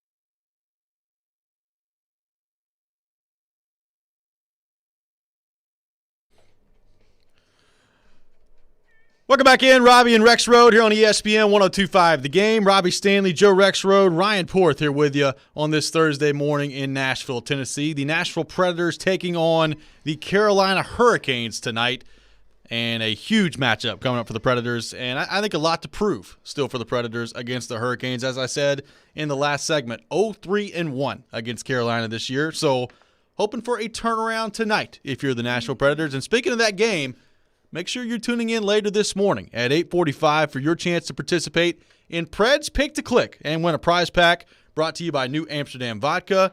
The listeners, Joe, have taken the lead in the competition. The listeners now at 7 correct answers. You're at 6. Ryan Porth is at 2, and I am still at 1. I think what we hope for is, like, apparently if the Predators score 7 goals in a game, the three of us just have no chance to get anything right. Right. We need 1-0, and it might be better for us somehow. It's my goal. Be better for us. That's But it. The only goal. Don't be down on the 1. Remember, the 1 was a big thing. So, it's still. Yeah, I it's mean, still like, something look, to be I'm still proud of. happy. You're right there. I was worried the whole season I was just going to get shut out. And now that I'm not going to get shut out, I'm a lot less concerned about it. You're still right there with Porth. I'm right there with Porth. I know that he feels like he's got this insurmountable lead right now, but he doesn't. It took Porth 35 games to get back on the board. Kind of feels insurmountable. I love how he's talking. He's Talking 4 trash. behind you, Yeah. 5 behind I'm the coming list. for you, Joe. Yeah, I thought you were coming for me. Okay, well, here you. I mean, You how don't many have a more whole lot of chances? time, man. Yeah, how many more chances are there? There's 12 games left, right? Yeah. How many of them are in the week? We might have to continue this into the playoffs so that I have more time You to catch can't you. change the rules. Can we? I mean, I'm cool doing it in the playoffs, yeah. Okay. Maybe that's when I make the comeback. It's in the playoffs. Preds Pick to Click. I was gonna make a vibing joke, but I got nothing. It's got nothing for it? Okay. All right. Apparently this is stemmed from TikTok. Like, TikTok is Paul has texted in on our text line, driven by WilsonCountyHyundai.com, saying, it's a song from Kendrick Lamar back in the day. There's, I think it was Brandy on Twitter, talked about TikTok being the Brandy, source of the vibing right now. Yeah, Brandy says, I'm pretty sure vibing's from TikTok trend. My students use it all the time, and believe me, I know about kids and their TikTok. Oh my gosh. So I actually looked it up, UrbanDictionary.com with the kids these days. What the kids say? That could be dangerous. Vibing. Okay. 1, hanging, doing nothing, chilling, or 2, listening to music. There you go. That actually doesn't sound like winning hockey, but It does now. They got to Whatever. add a third definition. that's right. Feeling a vibe, riding a vibe. Let's go back to the text line driven by WilsonCountyHyundai.com. Steven texted in, this may have already come up, but the Beach Boys song Good Vibrations comes to mind. We talked about that a little bit yesterday. Oh, we were rocking all the vibes songs yesterday. I think that's becoming the new victory anthem here on the show. Yeah. Good Vibrations. By the Beach Boys? Well, Marky Mark. And the Beach Boys. Yeah, right. Marky Mark. And I like that version better. I'll be honest with you. Good Vibes Give me some by Marky Mark. Good Vibes by Chris Jansen. Your favorite, Joe? Yeah.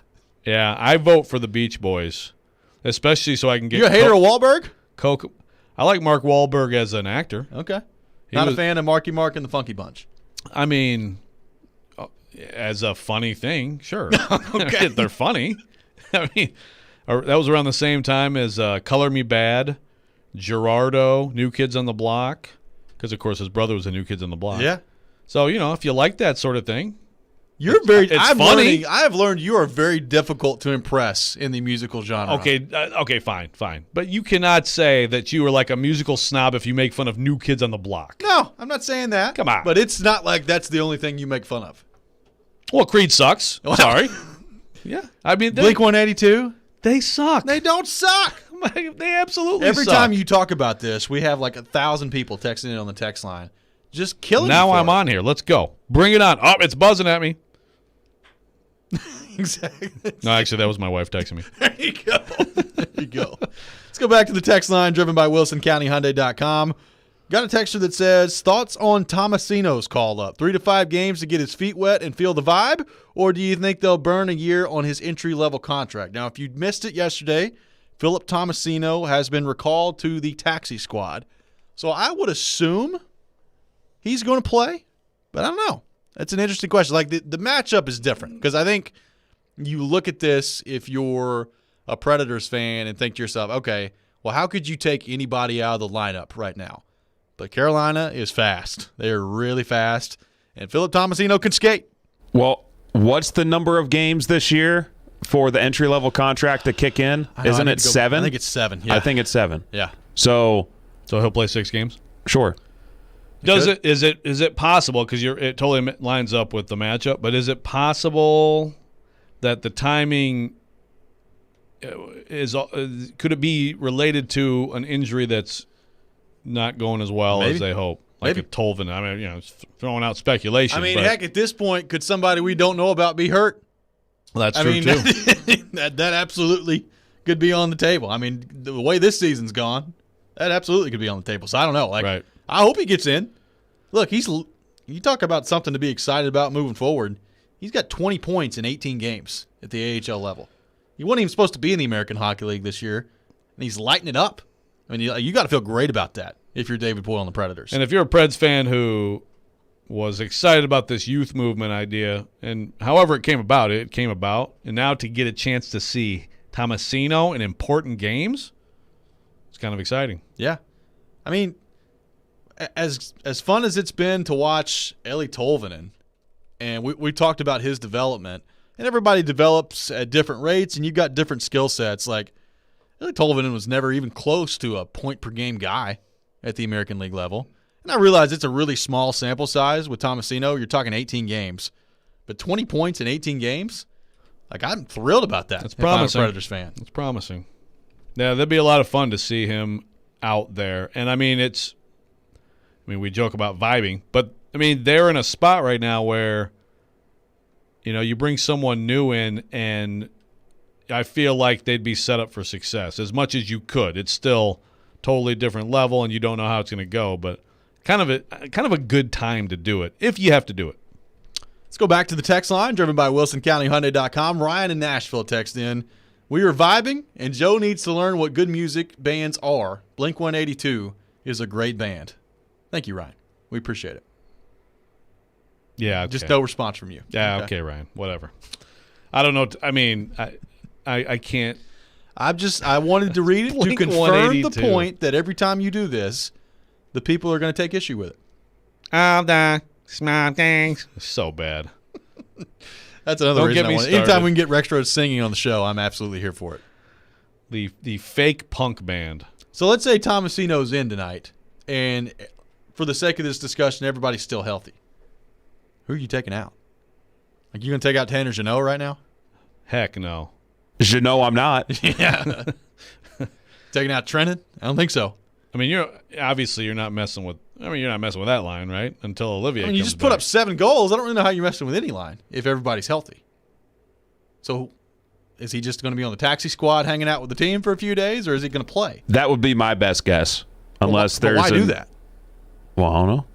Well, I guess maybe you could bring him with you in case like somebody gets hurt in Carolina, and you can play him on Saturday if you needed to. Play him in the next game. But I don't know. It's interesting to me, timing of it. The more more I think about it, you probably hit it with somebody else's hurt that we don't know about right now. Because these injuries have been popping up more than the game whack-a-mole. I mean, like when Tolvanen got hurt, we found out 20 minutes before warm-ups. Exactly. And I picked him in Preds Pick to Click that night, so I was better about it. Should we do Preds Pick to Click who's injured? Maybe so. Or we just wait until Preds Pick to Click, we do it at 5:45 tonight. Yeah, or just live stream it. Or we could pretty much guarantee that someone we pick in Preds Pick to Click will not play Will tonight. not play, yes. Hey? I don't know. It's just interesting. Like, if everyone is healthy and is still, I mean, not everyone, but the people that we expect to be healthy, if all of them are healthy. Cousins?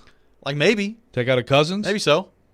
But maybe that's the way you go. Like, I don't know how you could take out anybody on that fourth line right now. No, that line whatever is... line you call it, the identity line that David Poile calls it, the beast line that Hal Gill calls it, the herd line.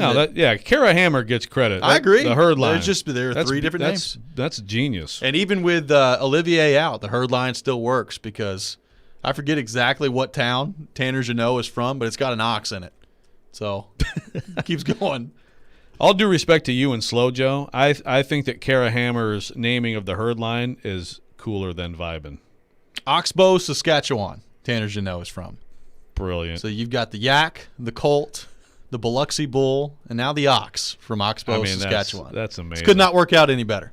Do we think that's the reason Tanner Jeannot got the call up? Yes. And ox is accurate, too. Yeah. He's out there just crushing people.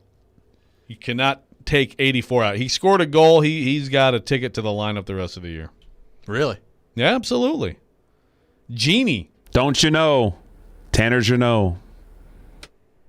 Goes good effort, Porth. Way to go. We'll continue the discussion on the Nashville Predators when we come back. Taking your thoughts on our text line, driven by WilsonCountyHyundai.com, 615-737-1025, 615-737-1025. And 1025 The Game is kicking off every weekend with some free beer. Free beer! And who doesn't love free beer? Make sure you're tuning in all day on Friday for your chance to win a $25 gift card from Bavarian Beer House located at Opry Mills Mall. That opportunity coming up tomorrow here on ESPN 1025 The Game. We'll be right back on Robby and Rexrode here on ESPN 1025 The Game as well.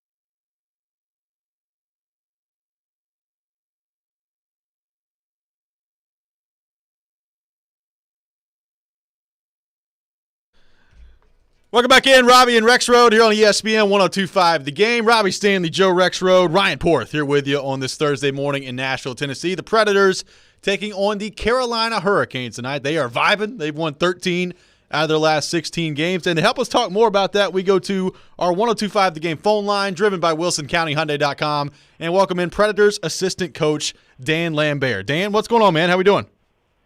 Hey, doing great. Sorry about that, guys. I was a little late. That's all good. All good here. Yeah. And Dan, taking on the Hurricanes tonight, winners of 13 out of your last 16 games. What stood out to you about the play as of late? How have you guys been able to turn this around as dramatically as you have been? Well, I think it first and foremost starts with the work ethic that we've inserted into our game. I think the forwards, the way that they've committed to just being committed to the team game, tracking, forechecking, the way that we've committed to defense, I think it's just been a total buy-in. Obviously, when all of that, you need good goaltending, which we've had. Our special teams have taken it to another level, and I think confidence is set in, and guys feel really good about themselves, about their game, and about how we as a team have to play to have success. So, Dan, if we took, you mentioned the term buy-in, you can call it energy, effort, just what you guys are looking for as coaches, that those intangibles that where you maximize what you're doing on the ice. If it's 100 now, what was it in the first part of the season? Well, I don't know. I don't even want to go back to those days, but I know it wasn't where it needed to be. So, ultimately, it probably, we had a few injuries, and what happened is we had a few young guys that came in and played with that energy and played with that commitment because, well, for many reasons. They were playing for their lives. They wanted to prove that they could play in the NHL, and I think that's kind of what started it. And then everybody just kind of jumped on board, and that's what we get, and that's where we're at now, and that's where we want to continue to grow from there. Is there a game or maybe even an off-ice moment that stands out to you where you felt, okay, this is flipping? Well, it seemed like it started to turn on the road trip. On that long, I think it was an 8-day, 8-game, 16-day road trip or something like that. And I think that's where we started to see, and it was against all the top teams, and we started playing this more committed game to team. And I think from there, and we had tons of injuries to very key players, and I think that's where it seemed like the switch clicked, like, oh wow, if we play this way, we might have success. And then it just kind of grew from there. That's what it seemed like to me. Predators assistant coach Dan Lambert on the line with us, driven by WilsonCountyHyundai.com. And Dan, a popular topic of conversation this week here on the show has been Tanner Jeannot coming in and playing the way that he has, both physically. He gets the goal the other night against Tampa Bay as well. And that line of Sissons, Trennan, and Jeannot, formerly Olivier on that line as well, how much credit do those guys deserve in terms of helping this team kind of establish the identity that you guys have apparently found now? Well, I think they deserve probably most of the credit, to be honest with you. We've it has been an identity that probably lacked over the last while, and you could probably even go to last season. We didn't have that identity. All of a sudden, you've got Sis who has totally bought into that role, and we've been very fortunate with Trennan, Olivier, or Jeannot now. Those guys have just come in, and it seems like every game they give us momentum. If we've lost momentum, they give it back to us. If we have it, they take it another step further, and they've instilled this this forechecking game that quite honestly, I don't think if I was a D-man on the other team, I'd really enjoy playing against. So it's just been to answer your question, I think they certainly deserve a lot of credit.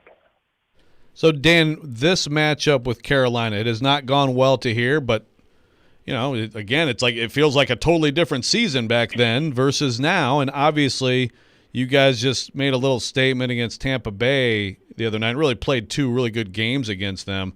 So what is the key? How different is this matchup from other matchups that you have in this season? And what's the key to changing things around against these guys?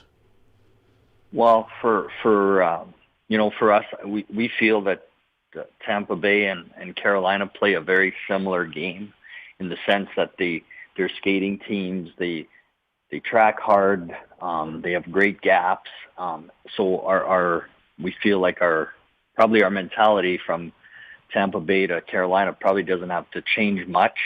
We are going to have to be better on the power play tonight than we were on the week, against Tampa, which is going to be for sure one of the keys. But in saying that, we need to continue to play the way we're playing. That's the biggest, I think, for us. We don't need to adjust to them as much as we want to continue to play the way we're playing. And Dan, you're captain right now in Roman Josi. He's got 19 points in his last 20 games. We know what type of player he is, obviously. Winning the Norris Trophy last year. We talked to Hal Gill a few times, and he said maybe earlier in the year Josi was trying to do too much, like things weren't going well on the ice, and maybe he was trying to take over a little bit too much. And now, with the way the team is playing around him, he's just settled into his game, and he looks like the Roman Josi that is a Norris Trophy candidate, a Norris Trophy winner. What are you seeing out of your captain as of late, and do you buy into that now he is in a much more comfortable spot than maybe he was earlier this year? Yeah, well, Hal's 100% right that Roman, and we just talked about that the other day, he was trying to do too much. And I think the hardest thing to, after winning a Norris is now I just won the Norris. Now it's thinking you have to do more than what you actually did, the season before. And the fact that I think Roman got hurt, we started playing this committed game, and then he comes in, and while of course he's going to make us better, he's a Norris Trophy winner, and what Roman has done now is he's just kind of calm his game down, and I think he's playing a simpler game, and with the simplicity and the way that our forwards are playing and tracking and committed, he's been able to elevate his game offensively, which has been really cool to see and a lot more fun for him as well. So, Dan, do you guys as a coaching staff have confidence then that when some of the other guys who are hurt, who are certainly, I think, going to be right back in the lineup when they come back, that they are going to be able to just adapt to how the team is playing and it'll be seamless? Well, you certainly hope that's the case. It's not always the case. That's going to be up to the individuals to come back and show that same commitment that the other players have. And, like you mentioned, I think prior to us being committed like we have been, we thought we were more of a skilled team than we were, and we were kind of caught in between. But I think, when you work the way we have in the last, whatever it's been, over a month, and if we just can continue to do that, and if our skilled guys come back and they can buy into that, they should be able to make us a better team for sure. Predators assistant coach Dan Lambert on the line with us, driven by WilsonCountyHyundai.com. Dan, last thing for you here. Obviously, we've gone through this entire conversation right now without bringing up the goaltending that you've gotten, and UC Saros has just been unbelievable as of late. How much confidence, when your goalie's playing that way, how much confidence does that give the rest of the team? How much, carry over into other aspects of the game can that give your team when your goaltender is playing the way that UC has as of late? Well, they're the backbone of the team, and you don't have to be afraid to make mistakes because, if you do make a mistake, they will be there to cover your mistakes up, and that's something that is critical to any team having success. You look at Tampa Bay, for example, they shut us out 3-0, but I would say that night Vasilevsky was their best player by far. So you need that to be a winning team, and certainly our goaltenders have done that throughout the season, and now Juice has taken it to another level. Predators assistant coach Dan Lambert has been our guest here on Robby and Rexrode. Dan, appreciate you taking time to join us, and good luck tonight against Carolina. Thank you very much, guys. Have a great day. Absolutely. Thanks, Dan. You as well. Predators taking on the Hurricanes tonight. Interesting. I'm glad you brought that question up with him about the guys coming back into the lineup and the buy-in. Dan Lambert making no bones about it. That's going to have to be there with these guys coming back in, and sometimes it is, sometimes it's not. I would hope if you're a veteran coming back into this lineup, as I said before, with guys like Matt Duchene, there needs to be an urgency there and a buy-in to playing the way this team's played in the last 16 games. Thank you for liking my question. You're welcome. And yeah, so it's sort of, coaching side confirmation of what Hal was talking about with Roman Yossi. Yeah. Anybody can get outside themselves when things aren't going well. I mean, the guy said profanity for crying out loud. And now he's back to boy band frontman, best defenseman in the league, Roman Yossi. Absolutely. When we come back, we will switch gears. Nashville SC kicking off later this weekend. Jamie Watson, Nashville SC analyst, will join us to begin the 8 o'clock hour. That's coming up next. This is Robby and Rexrode, live from the Wholesaling Studios, powered by RumbleOn.com. You're on ESPN 102.5 The Game.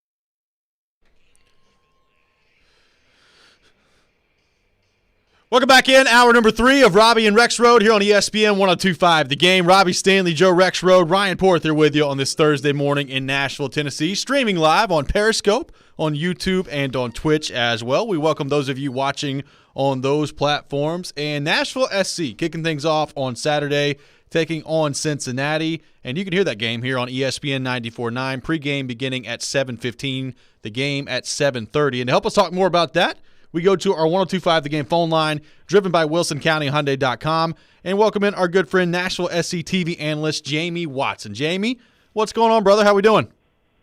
Guys, good morning. Thank you so much for having me on. I enjoyed the last segment with Coach, and I'm enjoying watching you guys right now on Twitter via Periscope. I love this feature. It's a great way to start my morning every morning. Well, thank you very much for the kind words, Jamie. We appreciate you taking time to join us this morning. And, Jamie, I mentioned the game coming up on Saturday against Cincinnati. Now, this was, a USL thing that the fan base with Nashville SC, they don't like Cincinnati. This is the first official meeting at the MLS level. What kind of a rivalry do you think this could be between Nashville and Cincinnati? Yeah, that's a great question. And there's almost 2 iterations to this, right? There's the USL rivalry and there's the Major League Soccer rivalry. The USL one was a heated one. Their fans didn't like Nashville fans. Nashville fans didn't like FC Cincinnati fans. And it was always competitive. There was never a moment in which a play or a minute was taken off. There wasn't heated confrontations. And it was always very close. Then both teams made the jump to Major League Soccer, and they actually didn't get a chance to meet last year through sort of the revisions of the schedules and whatnot. So I know a lot of the fans are disappointed they didn't get a chance to see FC Cincinnati on the schedule. But we opened the 2021 season on Saturday night against FC Cincinnati, and a large contingency of the fan base are ready to just go to the game, see it in person at Nissan Stadium, and hopefully get a win against those pesky FC Cincinnati fans that they love to talk to and talk trash to. And hopefully Nashville SC can start off on the right foot and get 3 points at home and have some bragging rights over their nearby neighbors. Yeah, definitely some problematic people from Cincinnati. I mean, I think we can all relate to that. So, Jamie, how different is this team this year? Certainly a lot of familiar faces. What do you expect? How do you think this team fits into the league this year? Well, you make a good point about Cincinnati first off. Who actually likes Skyline Chili? And secondly, Porth. Those are fighting words. Porth, he's coming after you. Fighting words. That is not bulletin board material. That is just straight facts right there to start your Thursday morning off here. The team really figured out who they were, right? This time last year when we were having this conversation, it was all about what's the expectation of the team? What's it going to be like? What will the identity of the team be? Well, I think we figured that out last year. Through all the ups and downs of last year and the stop-start nature of the season, we figured out that this is going to be one of the most stout defensive teams. And, in fact, this was the expansion team that led up the fewest goals ever for an expansion team in Major League Soccer. They were the first expansion team to win a playoff game since 1998. So you found a team that got a lot of success and found their footing in who they are in the first season. And now in the second season, I think it's just the evolution of that. It's the continuation on it, adding more goals, adding the ability to go out and put a good, strong defensive performance in week in and week in, night out and night out, and then couple that with more goals. You added in CJ Sapong, who's a veteran forward in this league, who was most recently with Chicago. He's had a lot of success in his past, scored a lot of goals. I got a chance to play with him. I was always in awe of just his athletic ability, but then you combine that with his intelligence, of his timing, of his runs in the box.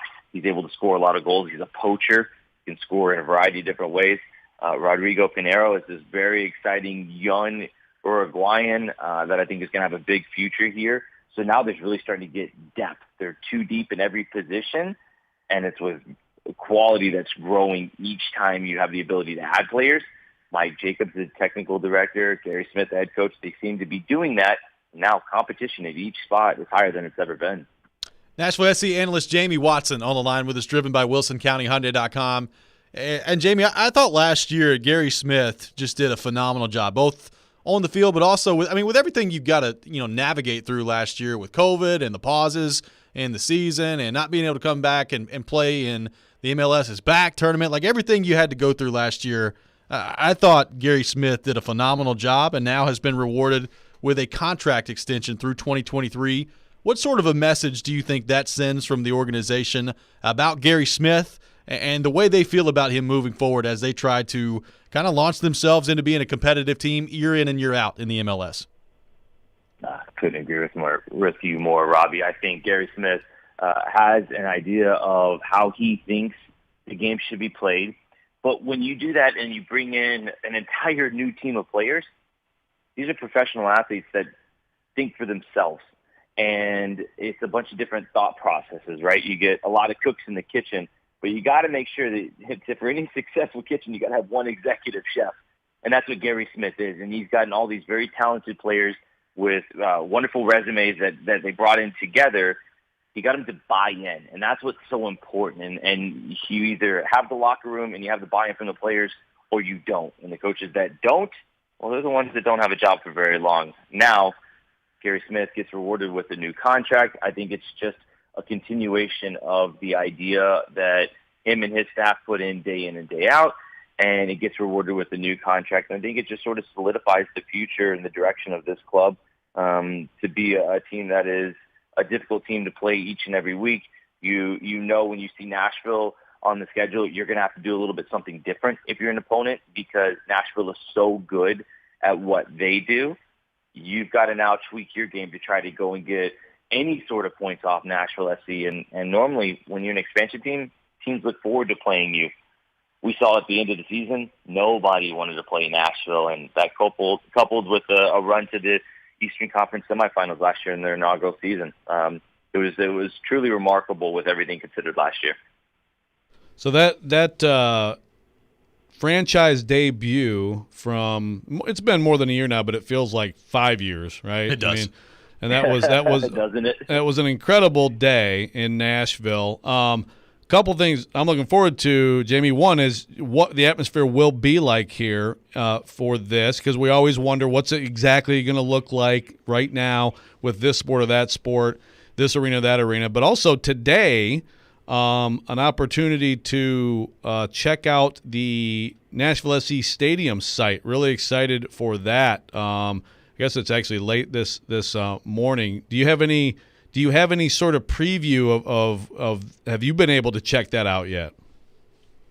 No, so today will be my first time as well. So hopefully, I hope you guys both are going to be able to make it, and Ryan as well, if you get the chance to. I know you are very busy gentleman, but I'll get to go check out the stadium for the first time. And look, the stadium is absolutely remarkable. Where we work in the front office, we get a chance to see it. We're seeing the steel beams go up each and every day. The stadium is really taking shape, and it's a real revitalization of the Wedgwood, Houston area. The club is sinking in a significant amount of money, but it's in hopes of adding to the area, not trying to come in and put this shiny new stadium that doesn't fit the area, the design, the structure, and all that. They want it to fit seamlessly into the area. This was always said they wanted to do it with Nashville, for Nashville, in Nashville. And now the club's backing up. They're putting their money where their mouth is, literally and figuratively. And so this stadium is taking shape. It'll be a great chance to show the media sort of the hard work that's going on with the staff, the men, the women there that each and every day are doing their best to try to build a world-class stadium. It'll be the largest soccer-specific stadium in the country, which I know that the club is very proud about. But when you that's in the future, and it's progressing every day towards that. It's sort of the present and the future. Present day, the home opener on Saturday night, it's exciting to think that we will get a little scaled-down version of what we saw last year that saw the largest attendance ever for a soccer match in the state of Tennessee. 59,069 people watched the first night, Walker Zimmerman scoring the first goal in club history. They saw a whole bunch of music and show, and it was almost like a music festival, and the headlining act was Nashville versus Atlanta. We'll get a glimpse of that as well. There'll be a lot of really cool festivities in the stadium. I know there are still tickets available. I believe NashvilleSC.com if you want to get those. I've had, I would literally say about 20 people. I didn't know, guys, that I knew so many people in Nashville until I saw my text messages this week saying, hey, can we get some tickets to go there on Saturday night? It seems to be the hottest ticket in town, and I can't wait to be able to call a game with fans.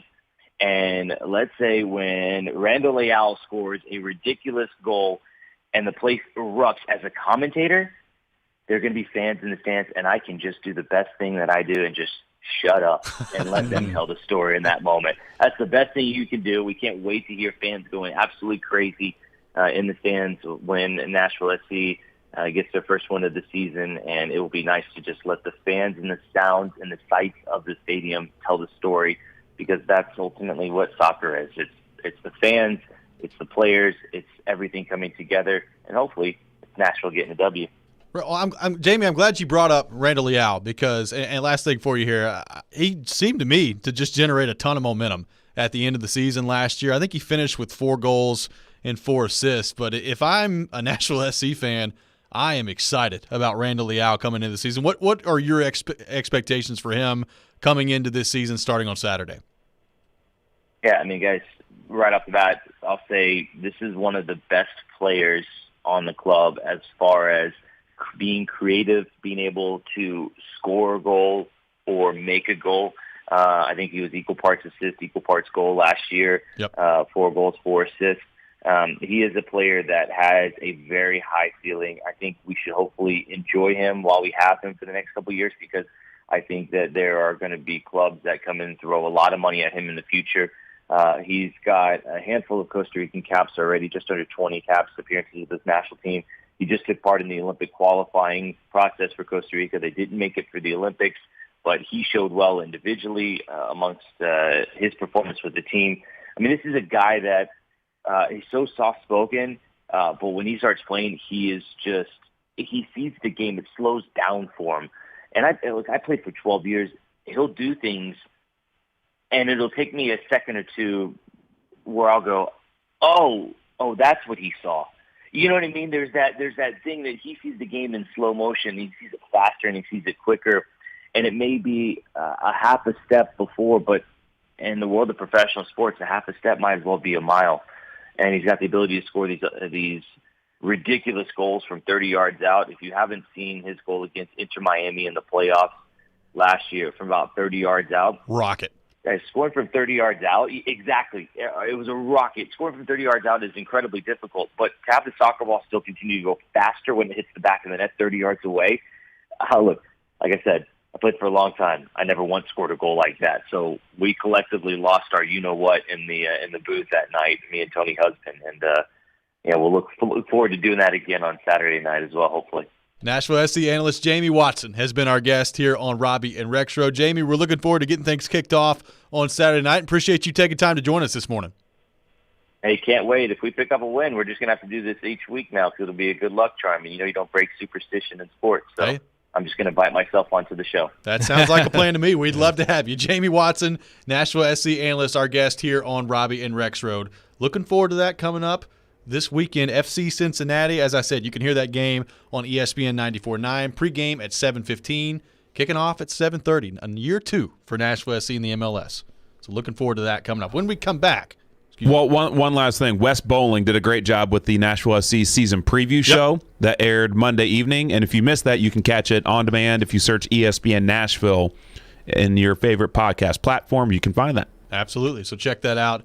On demand in the ESPN Nashville. You just search it, Apple, Spotify, wherever you get your podcasts, you can find it. When we come back, we'll get back into the Tennessee Titans, reset our poll question of the day as well. All that coming up next. This is Robby and Rexrode here on ESPN 102.5 The Game.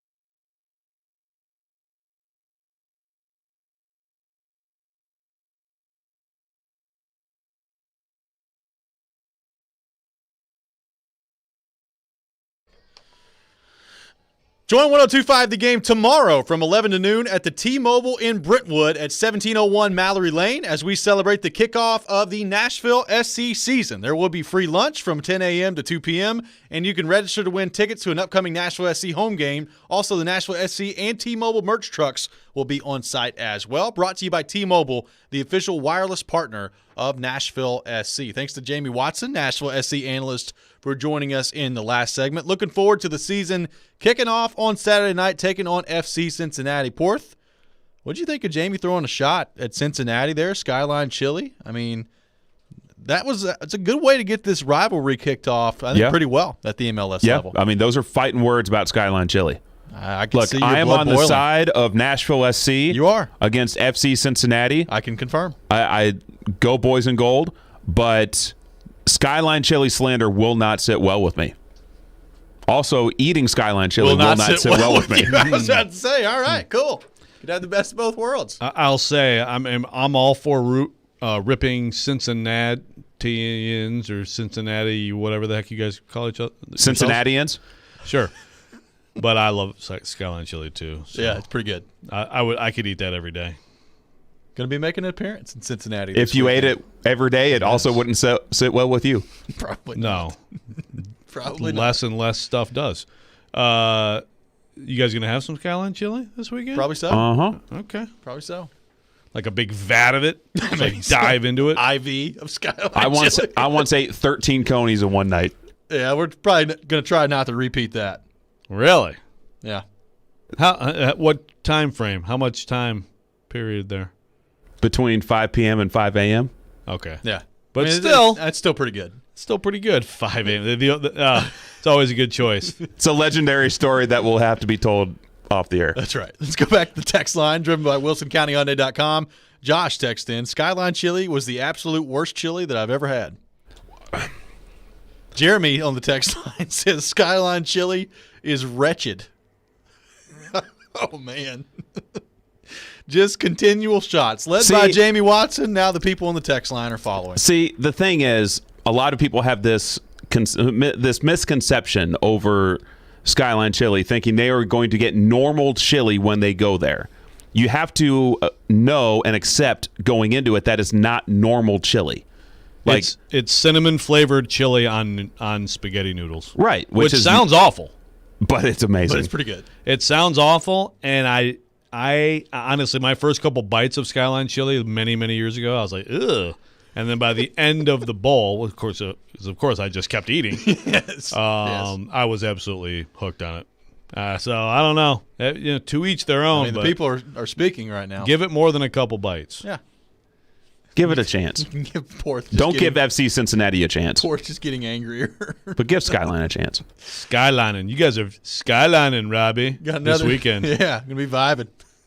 Got another texter on the text line driven by WilsonCountyHyundai.com. I told you Skyline Chili was awful. The people have spoken. Don't listen to Ryan. Man. I mean, this is unanimous so far.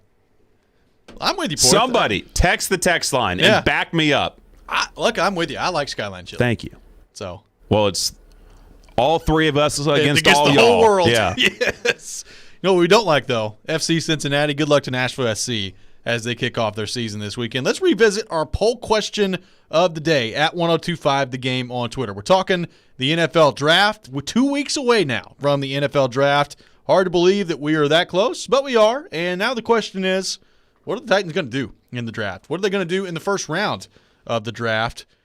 Titans fans, what position would you prefer the team to draft with the 22nd overall pick coming up here in a couple of weeks? Cornerback, pass rush, or wide receiver, or other. 195 votes are in so far. 32% say pass rush, 31% say corner, 30% say wide receiver, 7% say other. Wow. We've had some votes for offensive tackle. We've got some votes for tight end. It's interesting. That's high for wide receiver. That anybody who votes for wide receiver in that poll must have one in mind. Mel Kiper has thrown out Kadarius Toney. I'm down on that idea.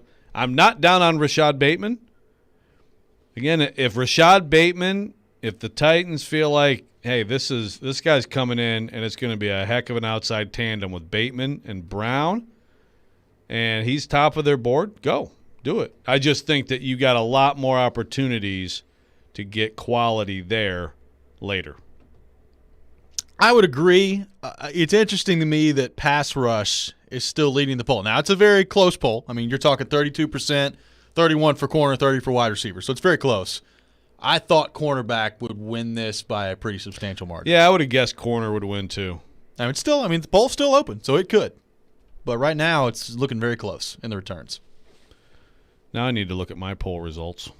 Yes, you do.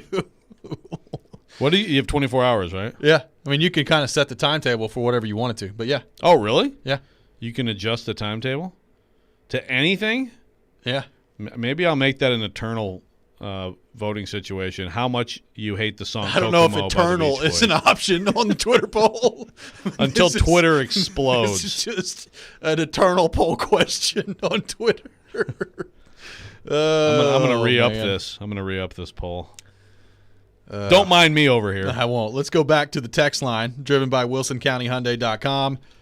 Heidi and Dixon text in. I've never had Skyline chili, but it smells amazing. What do you think about that? Yeah, it smells good and tastes good. Jeff says it's amazing and it's available at Kroger. What do you think about that? Have you had that? Have you had the Kroger version? Oh yeah, absolutely. They have it in the frozen section where you can get like a little bowl of the Skyline chili and heat it up in the microwave for like 5 minutes. You can get the canned chili that you can make that. your own Skyline. Oh yeah, it's phenomenal. So you feel like there's no drop off from buying stuff at the store? See, there's a slight drop off, but it's mostly because of the cheese. Yeah. Because the cheese at Skyline is so soft and so good. Whereas You're not wrong. You're not wrong. Soft cheese. It's hard to replicate that. Yes.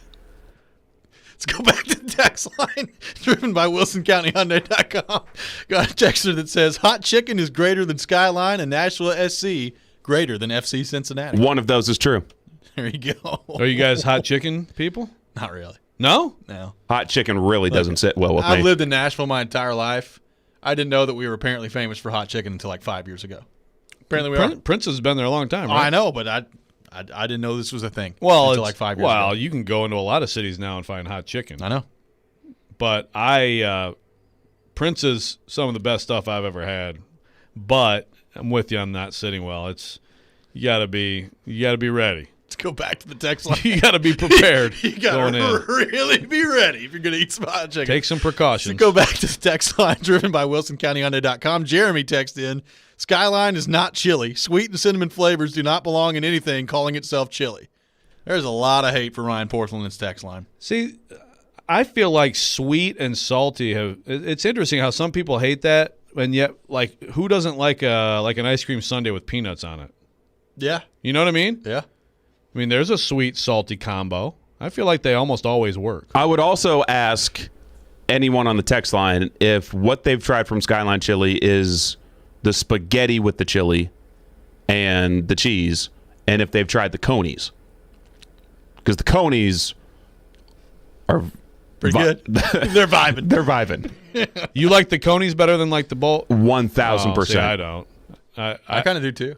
4 cheese conies, no onions, no mustard. I mean, I like those, but I feel like the coney. Give me 8 cheese conies, please. Well, my brother and I once made a trip to Cincinnati, and we sat down at the bar, and the order for both of us was 8 cheese conies, no onion, no mustard. That's something. And the lady looked at us like we had 4 heads. You may have after that. See, the thing is, the conies to me are more standard. You know what I mean? Like they taste different, but not that different. I think the bowl of spaghetti with the chili is really that's the difference maker. You know? We have a comment from Jamie Watson, who was on with us last week. He said, I'm absolutely loving the battering you're taking right now. Jamie Watson has just opened the door, and the people are coming in just throwing haymakers at Porth. It is awesome. Just haymakers on the text line. Driven by WilsonCountyHyundai.com. Got a texter that says, I believe Skyland chili is great. Skyland? That's what it says. All right. I'm sure they meant Skyline, but I thought the typo was funny. I look forward to trying Skyland Absolutely. chili at some point. Hey, wait. I want to now that I'm on the text line, I want to say something. Doug and Franklin, We should start a competition between Viralos and Skyline. What is that? I don't know. Apparently it's chili. Viralos. Viralos. Here's my closing rivalry. shot: is that you may not like Skyline, but you are dead to me if you like Gold Star chili and not Skyline. Kyle on the text line, driven by WilsonCountyHyundai.com. Why did I think y'all were talking about Skyline Hospital? I just got in my car. We're not talking about the hospital, I promise. Know people that work at Skyline Hospital. It's a great place to be. I can't keep up with this thing. It's not a great place to be at all, actually. Sorry. All right, we're going to go to a break now. We'll come back and get back into the Titans. Hot chicken. Since Sometimes Robby I and need to go Rexrode. there. You're on ESPN 102.5 The Game.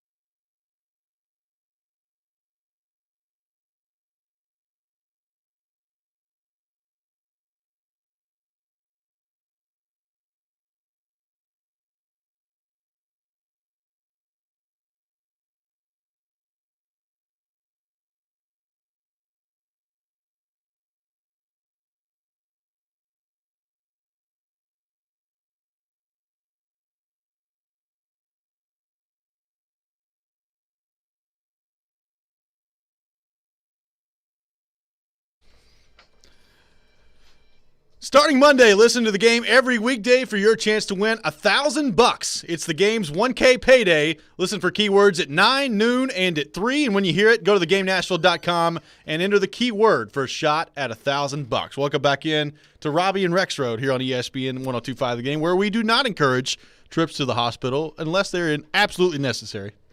Vibing. A little bit of confusion in the last segment.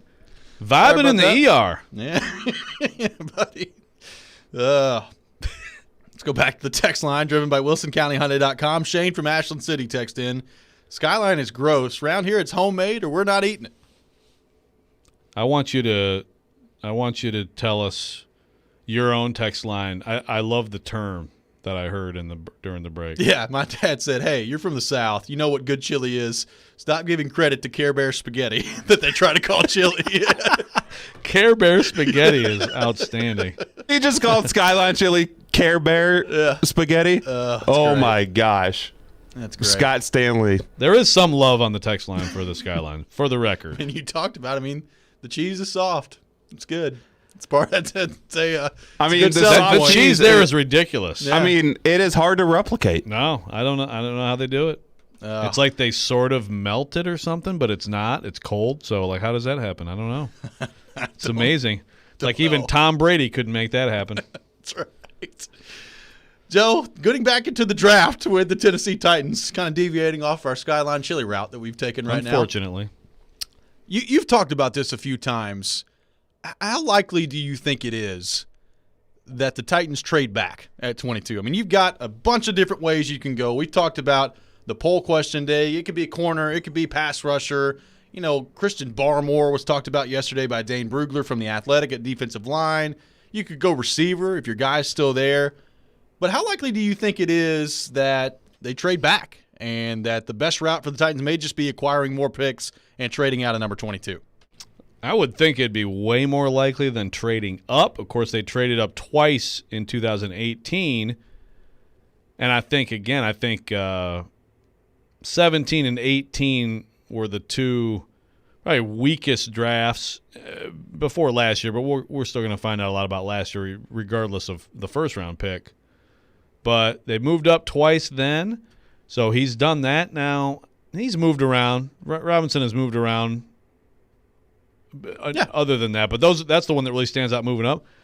Moving up in this draft, maybe if you're just okay, Greg Newsome's there, this is our guy, and we got to move up 3 spots. But I don't think it'd be anything major. I think a move back is very possible and totally makes sense to me. If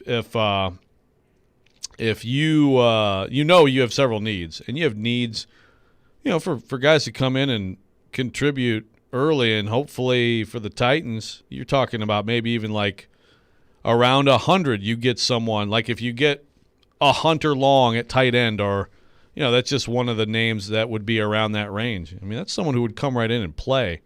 If you can get another pick like that, if you could get around 5 in the top 100, I think this is a great year for that, both because of their needs and because of the draft and how it lays out. Exactly. And I think part of this is it's so important this year for the Titans to hit on these draft picks. And look, if the right person is there and somebody that you feel great about at 22, well, then take them. But if they're not, there's no reason to me to reach for something at 22 that you don't absolutely feel great about. And if you've got teams offering you additional picks and those additional picks come in the top 100, you've got 4 right now. If you could get to 5, that would be great. 5 picks in the top 100 with needs you have at tight end, at cornerback, at wide receiver, still on the edge as well.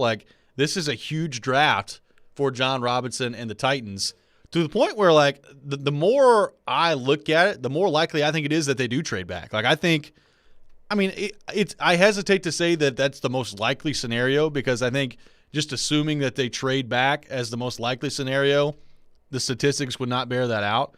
But I think it's pretty close to they're picking at 22, and then I don't think the percentage is that much lower that they do trade out when this pick comes around. Yeah, you got to have a trade partner who, there's got to be conditions for someone to say, "Ooh, I got to get in at 22 before whoever picks." And depending on how the board falls too, that could totally derail the plans if you're the Titans. And look, the Titans may be sitting there are you kidding me that this guy's available at 22? Yep. And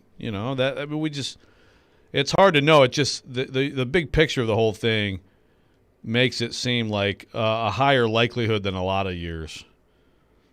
And as far as which way to go, I guess the one thing that I'd be surprised if it's stick and take a receiver. But again, maybe it's that there's just one guy that Rashad Bateman, they just have him up here. J-Rob was at his pro day. Sure. Yeah. He's been in a lot of pro days, though. Yes. He's been in a lot of pro days. A lot of pro days. As he should be. But, if that's the case, you got this one guy there, then fine. I still think overall it would be surprising to me if we're talking about a receiver taken at 22 when this is over, just because there are so many other good ones. Yeah, I would agree. And, the guy that's interesting to me is Elijah Moore. Like, Kuiper's talked about him maybe going to the Titans at 22. I've seen Elijah Moore in the first round. I've seen projections of Elijah Moore going at like 57 overall. Like, he is so all over the map in terms of where people have him rated, where people have him forecasted to go in the draft. Like, I've seen in the third round. I've seen in the first round. Like, it's pretty – there's a wide range of opinion on Elijah Moore out of Ole Miss. Well, last time he played in Nashville, he was the number 1 overall pick. So I think he had 27 catches for 300 yards at Vanderbilt. I'm exaggerating, but he was unbelievable. You're not exaggerating by that much. Yeah, he's a heck of a player. Very good player. And, hey, Ole Miss receivers and coming in this draft have worked out pretty well for you. Although I prefer the other Moore, Rondale Moore, I think there's probably a little bit more certainty with an Elijah Moore than a Rondale Moore. I think Rondale Moore, kind of like Tutu Atwell, I feel like the ceiling, the potential for just a scary weapon is high, but there are concerns when you talk about people that size. And Elijah Moore has done more downfield, has demonstrated more as a route runner, probably a little bit more safe pick, I would Elijah say. Moore has done more. I like that. That's right. More for more. That's right. If they draft Rondale Moore, is this going to become like Joe's Rondale? Are we going to have to transition from Joe's Clowney to Joe's Rondale? Yes. Boiler up. Boiler up, baby. We're boilering instead of we're vibing. That's right. Just getting things done here on the program. When we come back, speaking of vibing, Nashville Predators are vibing, taking on the Carolina Hurricanes tonight, winners of 13 out of their last 16. It is time for Preds Pick to Click, brought to you by New Amsterdam Vodka. The listeners have taken the lead in the competition, and it's your chance to participate right now. Be the first caller at 615-737-1025, 615-737-1025 for your chance to guess a goal scorer for tonight's game for the Predators against the Hurricanes. If you get it right, you'll win a prize pack brought to you by New Amsterdam Vodka. We'll do that coming up next. This is Robby and Rexrode here on ESPN 1025 The Game.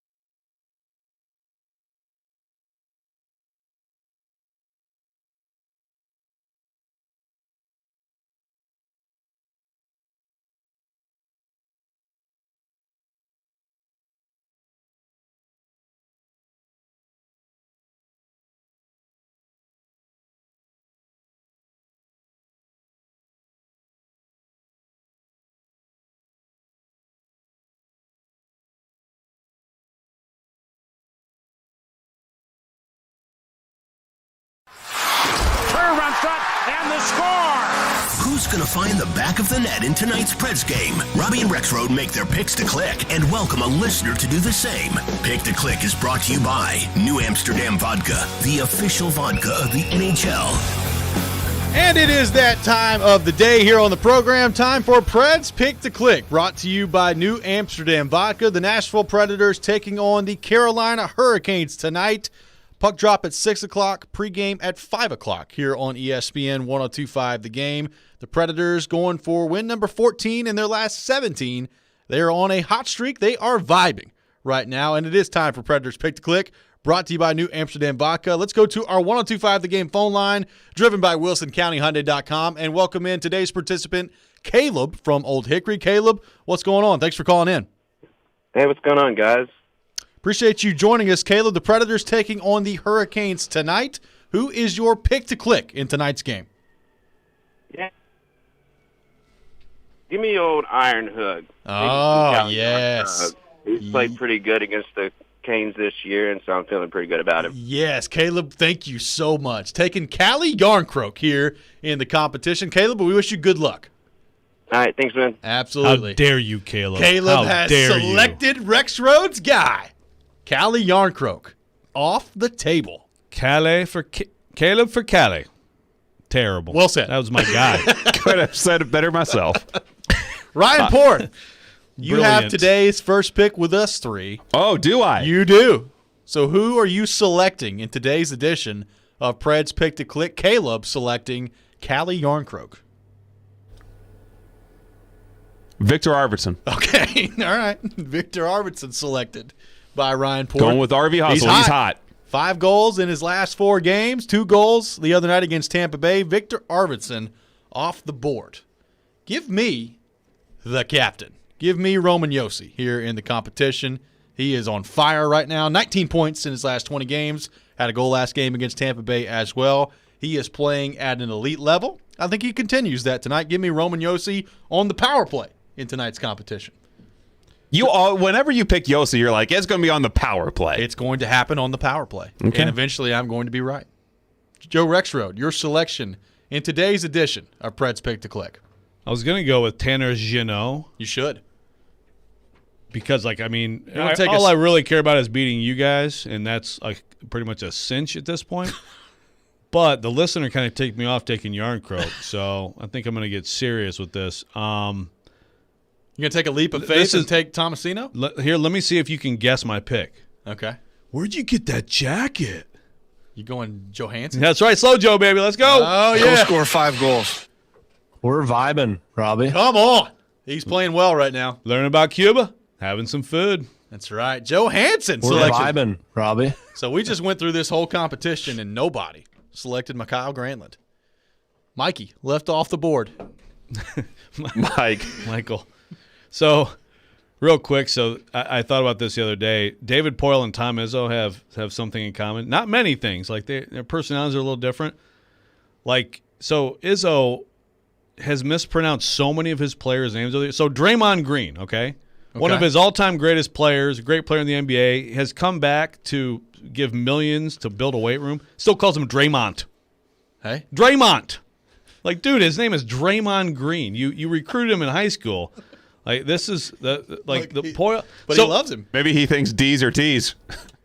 I mean, there's a number of other examples of this, but that's what I thought about when Poile was like Michael Granlund. I can't look at you right now. Oh, man. All right. That is today's edition of Preds Pick to Click, brought to you by New Amsterdam Vodka. Caleb, our listener, selecting Callie Yarncroke in the competition, forcing an alternative route for Joe Rexrode. Ryan Porth going, who did you pick? Going with Victor Arvidsson in the competition. Robbie Stanley selecting the captain, Roman Josi, and Joe Rexrode going with Ryan Johansson. Slow Joe in the competition tonight. Is he crying in there? Yes, he is. He's actually tears are streaming down his face. Yes, he is. Let's go to the text line. Let's go to the text line. Driven by WilsonCountyHyundai.com. Shane from Ashland City text in. Ekholm and Johansson scoring tonight. You're welcome. So Shane throwing it out there. Ekholm and Johansson a scoring. double shot. Yeah. Okay. Ekholm I like and that. Johansson. Yep. Johansson would work for me. Yeah. Let's go, Slow Joe. Look at him wiping the tears off his face. Your face was interesting to watch. Like if you're watching on Periscope or YouTube or Twitch right now, when Caleb selected Callie Yarncroke, I mean, there was some legitimate anger coming over your face over there. It was actually confusion at first. I didn't really hear what he said. Okay. Well, he said Iron Hook. That's the nickname. And you've at this point, I mean, you've probably gone with Yarncroke like at least 5 or 6 times in a row in the competition. Yeah, if he scores tonight, I'm going to be kind of upset. Yeah. But he's going to score a hat trick tonight. Probably. But, then again, it's sort of like you when you were picking people. Like at some point it becomes this thing where it's like Pigpen and Peanuts, the smudge, like the dirt follows you around. Yeah. Like you don't want that smoke. So maybe it's good for Yarncroke to get away from me picking him. Maybe so. Maybe it frees him up a little bit offensively tonight. Hopefully everybody we picked is still in the lineup because the Tomasino thing does kind of confuse me a little bit. I was going to go with Tomasino. Were you? I was thinking about Tomasino. That'd be something. We probably should have asked Dan Lambert if Tomasino was going to be in the lineup. He probably wouldn't have told us, but we probably should have asked. John Hines would have. Get him back on the phone. Well, if it was Hines this week, certainly we would have asked him for sure. I mean, Lambert probably wouldn't have. It kind of would have been, I guess, speaking out of turn a little bit. Maybe worth a shot though. Dan, call back. I mean, yeah, get back on the phone, Dan. I'm interested to see what happens with Tomasino. If you missed it, he was recalled yesterday to the taxi squad. I mean, you win 7-2 the other night against Tampa Bay.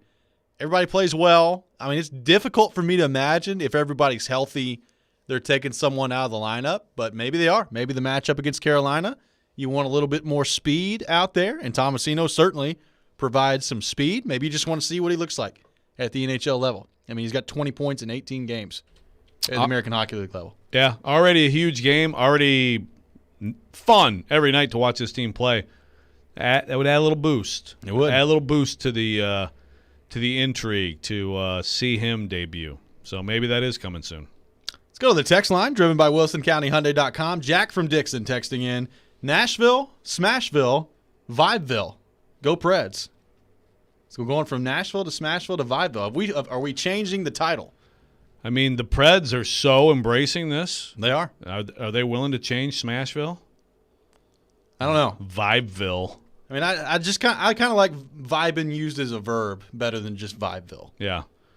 Also on my personal text line, Katie Rexrode says those are not conies, by the way. So that's true. We are now invoking. In Detroit, we got just regular hot dogs. Well, no, I mean that's kind of like some serious coney, and that's more traditional chili, but some of the best conies in the world in Detroit. So, and the Coney Islands with Greek food, Greek salad, but also great coney stuff. That's a big part of living in Michigan. So you got that, but also not impressed. By the way, I was ignorant on this. Apparently, you guys are too. You guys have less of an excuse than me. Greg Pogue texts in that Varallo's is Nashville's oldest restaurant known for its chili. Definitely predates Skyline, he says. I've never been there. Maybe I need to check it out. That's what Doug and Franklin on the text line said too. Well, he said he didn't give the context. He just said it could be a rivalry. But I don't. I mean, I'm all in on checking this place out. Yeah, the three of us should go there for lunch one day. Okay, hey, maybe we should. All right. If something is, if there's eating involved, I'll show up. It's a date. Let's go to the text line, driven by WilsonCountyHyundai.com. Greg texted in, Joe, when it comes to music, you need to stop saying that bands suck. You're starting to sound like Stillman, and you're better than that. If you keep doing that, I'll have to start calling you Still Road. Oh, God. How about Joe Red? Or what about Still Rod? Yeah. Okay. We're going to have to revoke Porous microphone privileges for the remainder of this segment. Well, you know what? I take that criticism seriously. I do not want this to happen. I do not want it to go down that road. I told you, every time that you go after Blink-182, the people respond. Well, I mean, to the point, like Caroline has come in and immediately diagnosed, like, everything sucks, Jared? Like, you say sucks all the time, Jared? And I agree that it's overused, so I will try to use more creative words. How about that? That's like right.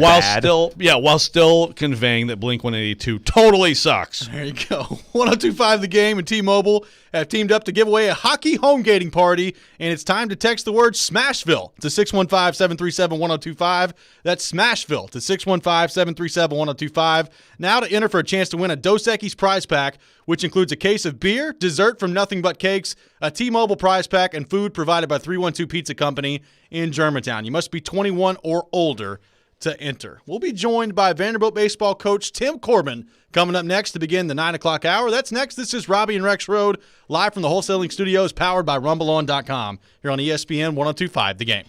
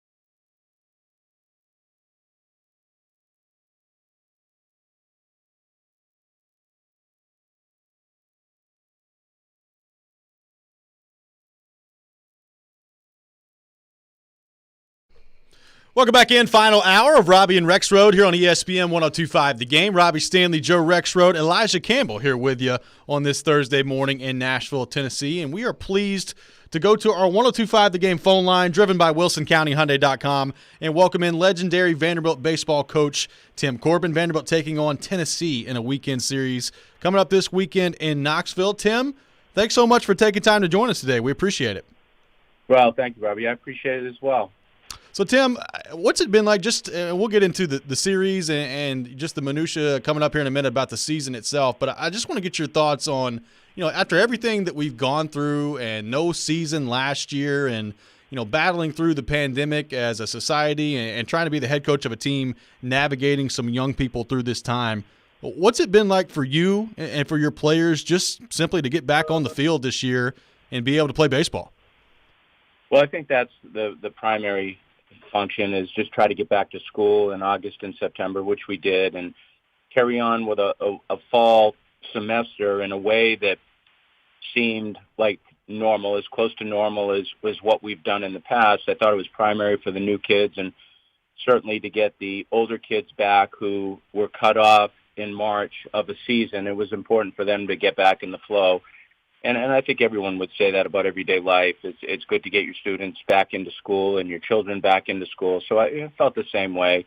And now that we're into March and April and carrying on in the middle of April with a season, I think we're very fortunate. You don't take anything for granted.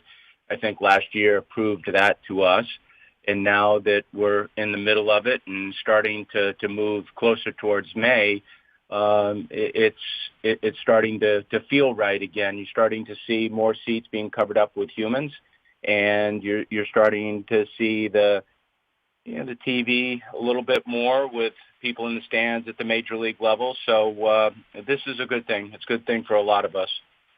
So, Tim, we talked, I guess it was a few months ago, about your team and talking about, obviously, everyone knows your 1-2 punch, on the mound are special, although maybe even this year has exceeded what anyone could have reasonably expected from those two guys. But you were, I don't know if concerned is a word, but you were curious about how some of your hitters were going to respond to SEC play, to the grind of this conference. I mean, would you say at this point overall you're pleasantly surprised by that? And what would you say would be, I guess, the most surprising aspect of this team so far? Well, I'm cautious just because I realize that as you grow deeper into this SEC season, there's more information out there. So pitching coaches get paid a lot of money to view film, break down hitters, and hitting coaches do the same. So there's a piece of this where as we get deeper in, you're going to start to see the players inside the conference who are a little bit older, who are a little bit more knowing, and you're going to start to see the younger guys too grow with time. But I just think it's the process of going through an SEC season. We've started off well from an outcome standpoint, a record standpoint, but I'm very cautious about where we're moving because I do know that confidence is very fleeting inside this conference, and it's your ability to, I think, recover yourself every weekend, regardless of what you did, because you understand that an opponent such as Tennessee or the opponent last week with Georgia, they're completely different, and each team plays differently against another opponent. Nothing stays the same. So I think, we've built a foundation so far, but we still have such a long way to go. And I think for a lot of teams, too, as well as you're playing or maybe you're not playing as well, I think every coach is a little bit cautious and thinking that, okay, let's just get to the next week. As we get to the next week, we'll approach that. Once we're done with it, we'll move forward. It's tough to look at it as a whole because when you do, it's like eating a whale. It's just one bite at a time because it can be overwhelming. Vanderbilt baseball coach Tim Corbin on the line with us, driven by WilsonCountyHyundai.com. Tim, I'm curious, from your vantage point, what stood out to you this season about Carter Young and everything he brings to the table for your group? Well, I think you started to see some defensive abilities last year when we had him on the field as a freshman. He moves very well. He moves gracefully. He's got very good hands. He's got a lot of confidence at the defensive position. And I think when you bring someone in to play shortstop, you think to yourself, okay, he can play shortstop. He can do it at a higher level, and he someday could probably stick at shortstop. And he's one of those kids. We've had a lot of nice shortstops here and been fortunate to coach them. But this young man has abilities defensively that are ingrained in him prior to coming here, and he just gets better because with strength and confidence, his game will grow. And then the offensive side of things too is it complements his defense in a nice way in the fact that he's a switch hitter. He does have a little bit of power in his bat, and that piece is growing too. So I think, 12 months from now, 24 months from now, you're going to see a guy that might have a chance to make some money at this game. And he certainly is, his confidence is contained. He's a fine kid to coach. He really is. There's very low maintenance to this young man, but he gives us great strength up the middle. Tim, was there any, overconfidence, taking Georgia lightly involved in last weekend, or is that dismissive of how Georgia played? No, I don't think it's dismissive, and I think, Joe, it's always something that you have to look over with young kids because, they don't know. I mean, they go into a situation and they think, okay, we've been having these positive outcomes, we've been winning. That's always going to be the way it is. I'm not saying that that's in their mind, or I'm not saying it, either way, but I think we walk a very fine line here in terms of how we approach things, because whether we lost that series or won the series, the communication inside the inner circle is always the same. It's very professional. The boys do a nice job of getting down here and training in a very mature way, both individually and as a group. But I thought last week we just got to a point where we faced a team that was rolling on all cylinders, and we were fortunate to get one, to be honest with you. If Leiter and Maldonado don't pitch the way they do, then that series could have turned upside down for certain. That was a good team that we played, and the way they looked did not match what they presented to other teams prior to us. So I think it's typical SEC stuff. I think you get into a situation and you look at a team sometimes, and we don't talk about their record. We talk about approaching them, but that was a case in point where their record did not match the personality that showed up last weekend, and they put it to us, and you have to give them a lot of credit. Tim, you brought up Leiter, and look, from the outside looking in, it's obvious to see the talent that Leiter and that Rocker have, but you've spoken at length about just the people that those two are and the people that you like to bring into your program. As you're establishing your program and as you've built it to the level that it is now, how important has that aspect been, the process of bringing in not only obviously talented players and players that can help you win on the field, but also the right people along with it, the mix of finding that? What's that been like for you? How challenging is that to do as a college head coach? Well, it's challenging because discovering what a person really is sometimes difficult, particularly at the age of 14, 15, or 16. But I think you can start to see how they interact with their parents, how they start to interact with their teammates, how they communicate about the coaches in their life. I think once you have deeper discussions with young kids, you can start to see what they prioritize and how they're organized mentally. And I know I mentioned that yesterday in a press conference. I think Joe heard it, but I think that's the piece that is primary to having any type of consistency here on campus, whether it's academic or athletic. And I think once you get a couple, Robby, then you start to understand that you want to replicate those types of personalities, because if they're organized mentally, then they get down to your area and they're on task. They know what they want to do. I'm not saying they're military in any way or robots, but they have a good time. But they also understand the lines of what they need to do, how they need to do it. It's just like driving a car with a grown-up son or daughter, and you just trust their abilities to handle the trip, handle the car, and get you from point A to point B. And if you get a good group of kids like we did in 19 that are that way, they really take over the environment. They really take over the team.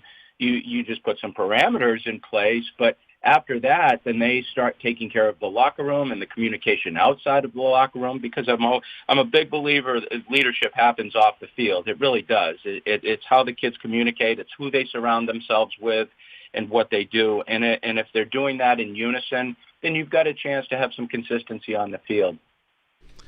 Tim, do you have any extra? I know how you approach things and how your program approaches things in terms of, first of all, you have tough opponents all the time and opponents who are gunning for you guys.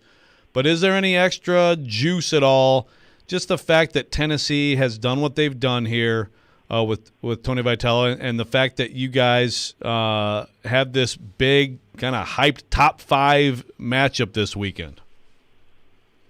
Well, I think the kids feel it.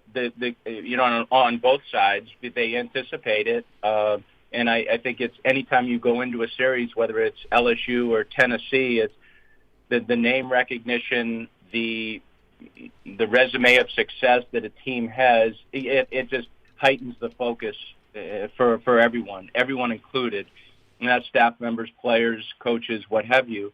So I think that piece is good, and I think the location of where you play, whether it's Nashville or Knoxville, brings in the ancillary pieces of competition, which is the fans themselves. And I think it's nice. I mean, Tony's done a wonderful job there. I mean, you could see that coming. That wasn't a surprise to me, because when I've talked about him, he's just that guy that you knew that once he got himself into a program and it was his, that he would follow a similar path to what he did as an assistant. And he always took care of the programs that he was a part of as an assistant coach. And I admired how hard he works and what type of coach he is. So he just, what he's doing with that group right now is it's not a surprise. They're a very good team, but what they are is they're very competitive.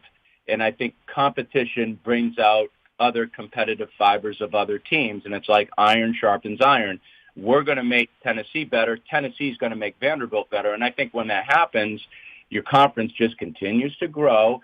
And, at the end of the year, I think the reward for teams in this conference is the ability to leave your conference and then see how much you've grown as a team to play other schools, to play at the end of the year. Vanderbilt baseball coach Tim Corbin has been our guest here on Robby and Rexrode. Tim, it's always a pleasure to speak with you. Thank you for taking time to join us this morning, man. We really appreciate it. Likewise, I appreciate it as well. Thank you both. Absolutely. Thanks, Tim Corbin has been our guest here on Robby and Rexrode. Vanderbilt taking on Tennessee this weekend in a massive, massive series in Knoxville. Top 5 matchup. I'm looking forward to this. This is going to be part of Weekend Winners coming up next as well. I know you guys are excited about going to Cincinnati, and that'll be great. I'm pumped. I'm like leaving the show Friday and driving to Knoxville. Yeah, buddy. So I've never been to that stadium, and I feel like it's going to be, I know it's not full crowd, but from what I've been able to gather on TV, it's some rowdy stuff going on. Yeah. And I think this is going to be an emotional, intense, and really excellent series. Absolutely. When we come back, it's time for Weekend Winners, a special Thursday edition of Weekend Winners coming up next. This is Robby and Rexrode here on ESPN 102.5 The Game.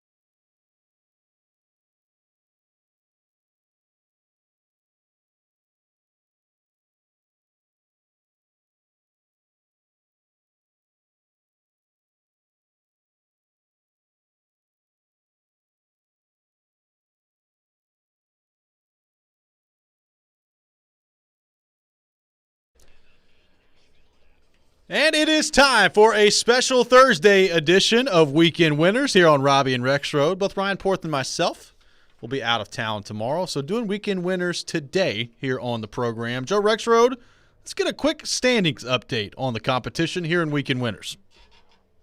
It was not an especially good week last week. No, it was not. I did not follow up my 6-0. Let me repeat that: 6-0.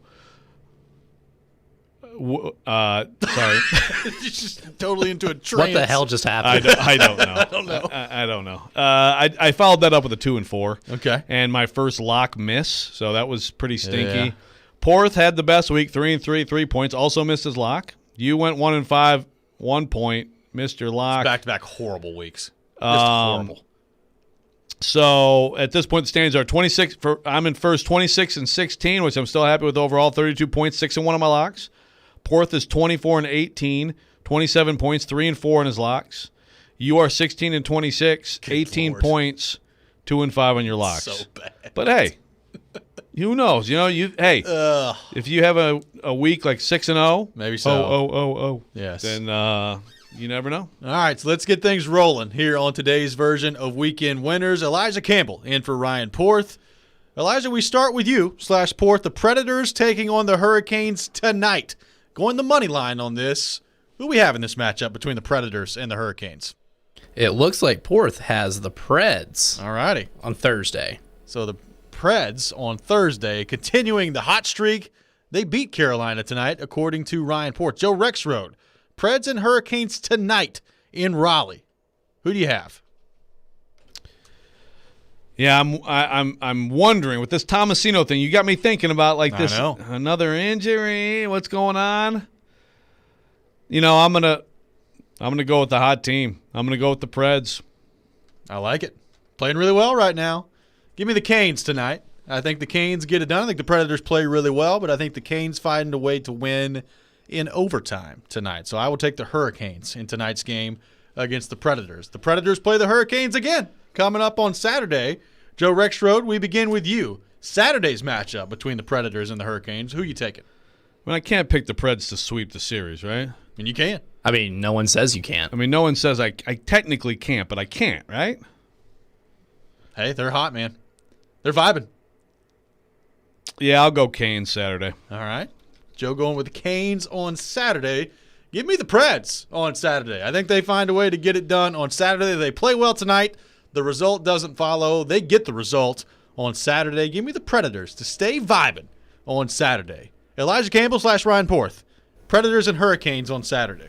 On Saturday, Ryan Porth has the Canes. Okay. So all of us, I guess, have them splitting. Yes, everyone has them just splitting. Different games. You got a chance to make a move here. I do. We'll see what you happens. got a chance to make it. Right. Porth and I are exactly the same. You're exactly the opposite of us. Probably very good news for both of y'all. Vanderbilt and Tennessee taking on this weekend in Knoxville. We had Tim Corbin on in the last segment. Now, there have been years where a Vanderbilt-Tennessee baseball series discussion would be laughable because Vanderbilt would just smoke them. That is not the case this year. You're talking about two top 5 teams. Tennessee has played really well. They're at home. Joe Rexrode, we begin with you. Who wins this series this weekend? 3 games between Vanderbilt and Tennessee. I mean, I think this is a close call because Tennessee is on a roll. They've won their first 4 SEC series for the first time since 1970. Yeah. Okay? So we're going 50 years. We're going 51 years. I think Tim Corbin hit on it. Like they have a special thing going too. I mean, you can kind of compare them to the Preds if you want to. They've got a vibe going. They've got a confidence, a competitiveness, and at home, I think I think it's going to be a really good series. I have to go with the pitching matchups. I can't buy that Kumar Rocker is going to have another bad outing. He's had one all year last week, and Leiter, he's going to have one at some point because everybody is human involved in this discussion, I think, other than Tom Brady. Yeah. But I got to go with those 2 pitching matchups and a 2-1 series win for Vanderbilt. I think it's bad news for Tennessee that Vanderbilt got beat the way they did against Georgia. I think that is going to cause this team to lock in. I think Tennessee gets a bit of a reality check this weekend. Rocker and Leiter are outstanding. Give me Vanderbilt and make it my lock in this competition. I've got Vanderbilt winning the weekend series against the Volunteers. Ryan Porth / Elijah Campbell. Who do we have in this series? And this, Ryan let that one up to me. Okay. Dangerously enough. And I think... It's not basketball. It's not basketball. So I had to double check. That's true. So that's tough. I wanted to pick the Vols so badly. But you know what? Vanderbilt, to me, is the rational decision here because of the pitching matchups, like Joe alluded to earlier. Yep. But Ryan needs my help to get back in this thing. So we're going to go with the base Vols. I like it. We're going to get Ryan back in this thing. The base Vols in the competition here between Vanderbilt and Tennessee. So that is the same portion that if we go through, make the same picks. Now the individual picks here in the competition on weekend winners. Joe Rexrode, we begin with you. Your first individual pick this weekend. Okay, I have to ask a question first. Okay. I was not prepared for this. Giannis is back, right? I think so. I'm not sure if he's going to be back this weekend. I need to look. Oh, is he not back already? Well, then no. Shoot, that messes up my pick. All right, Just do it. Well, you know, you believe in the Bucks. You believe in them. Well, first of all, like as always, and it didn't work for me well last week, but as always, I fear baseball and hockey in the betting realm. So I'm all NBA again, and Warriors at Cavs tonight. Golden State -8. They rolled last night. But I actually think the Cavs are going to give them a better game than that. So give me the Cavs +8. They don't have LeBron, reminder. Yes, LeBron not playing for Cleveland. Yes, thank Not you. anymore. They do have Darius Garland. They do. I might remind you. Okay. Ryan Porth / Elijah Campbell, the first round of the individual picks.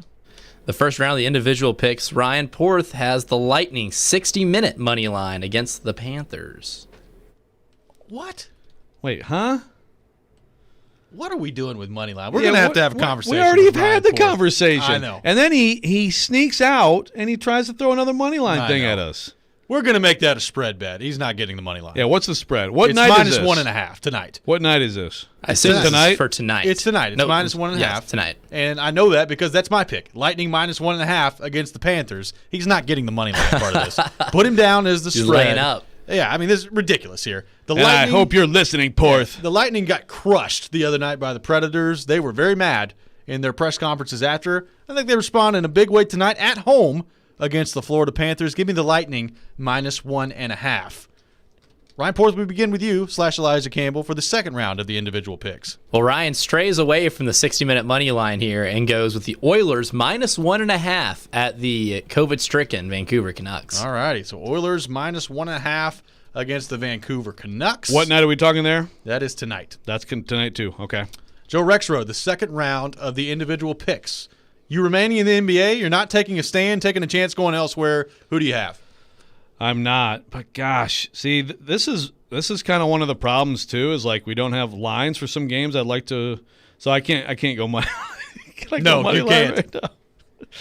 Oh, all right. Well, Celtics at Lakers. Okay. Boston -6. Lakers, as we know, very banged up. They are. I'm going to go ahead and take the Celtics. Give the 6, and you can make that my lock. Ooh. Joe Rexrode, some faith in the Celtics tonight. I'm also going with that game. Ooh. I'm going a different route, though. The over-under is at 212. Give me the over, baby. Life's too short to bet the under. Celtics and Lakers over 212. I like that. I feel confident about it. We don't do the over-under enough. I know. We need to utilize that a little bit more. The money line too much if we're Ryan Porth. The final round of individual picks, I'll start with this one. I'm going baseball. Give me the Atlanta Braves -1.5 today against the Miami Marlins. I think the Braves get it done. I think they have a big offensive explosion today. Acuna stays hot. The Braves -1.5. Joe Rexrode, your final individual pick. Okay, just let me make sure I have this right. That's today, Braves -1.5 Marlins. That's correct. Yeah, just I'm trying to type, struggling to keep up. It's all good. All right, I'm also going tonight. So I've got, I mean, man, we're gonna know a lot about the outcome tonight of as you guys are off on your fun little weekend there. Yeah. You're gonna feel good or bad about things. Kings Suns tonight. The Kings are not good. The Suns are terrific. But a 13-point line. I'm going to go with the Kings to cover that at Phoenix. So give me the Kings +13 at Phoenix. It's a big number. It's a big number. Only the wisest of men have faith in the Sacramento Kings. That's true. That is true. Elijah Campbell / Ryan Porth, the final individual pick in today's competition on Weekend Winners. And this will also be Ryan Porth's lock, but he goes back to his favorite, the money line, where he is going to take the Atlanta Braves against the Marlins. All right. Same thought process as Robby, but will not lay the 1.5. And we're allowing this? He's got a spread. It's the spread. We're not allowing money line picks. Yeah. We can make it money his lock. line when you have to do it. Yeah, it's ridiculous. All this money line We're stuff. betting against the spread. Yeah, we're going to have a severe conversation with Ryan Porth. This is like the second week I've gone in here filled form that we've established that we need to have a severe sit down. No, you know what? With Ryan Porth. We don't need to tell him anything. We don't need to talk to him. It's just we're just changing his We're bet. changing the rules right on the spot. Okay, so it's Braves -1.5 against the Marlins. Same thing you had. Yeah, but that's his lock. And that's the he lock. tried to go money line. Unbelievable. Lock on the money line. Jeez. Weak. That is today's edition of Weekend Winners. We're going to have Hal Gill coming up next, Predators radio analyst. We'll look ahead to tonight's matchup between the Preds and the Hurricanes with him. Don't miss Nashville's best NFL draft coverage on Thursday, April 29th and Friday, April 30th on 102.5 The Game, presented by Founders Brewery, Apple Collision Centers, and MTGRT.com, your live and local mortgage expert. We'll be right back here on Robby and Rexrode with Hal Gill. All that coming up next on ESPN 102.5 The Game.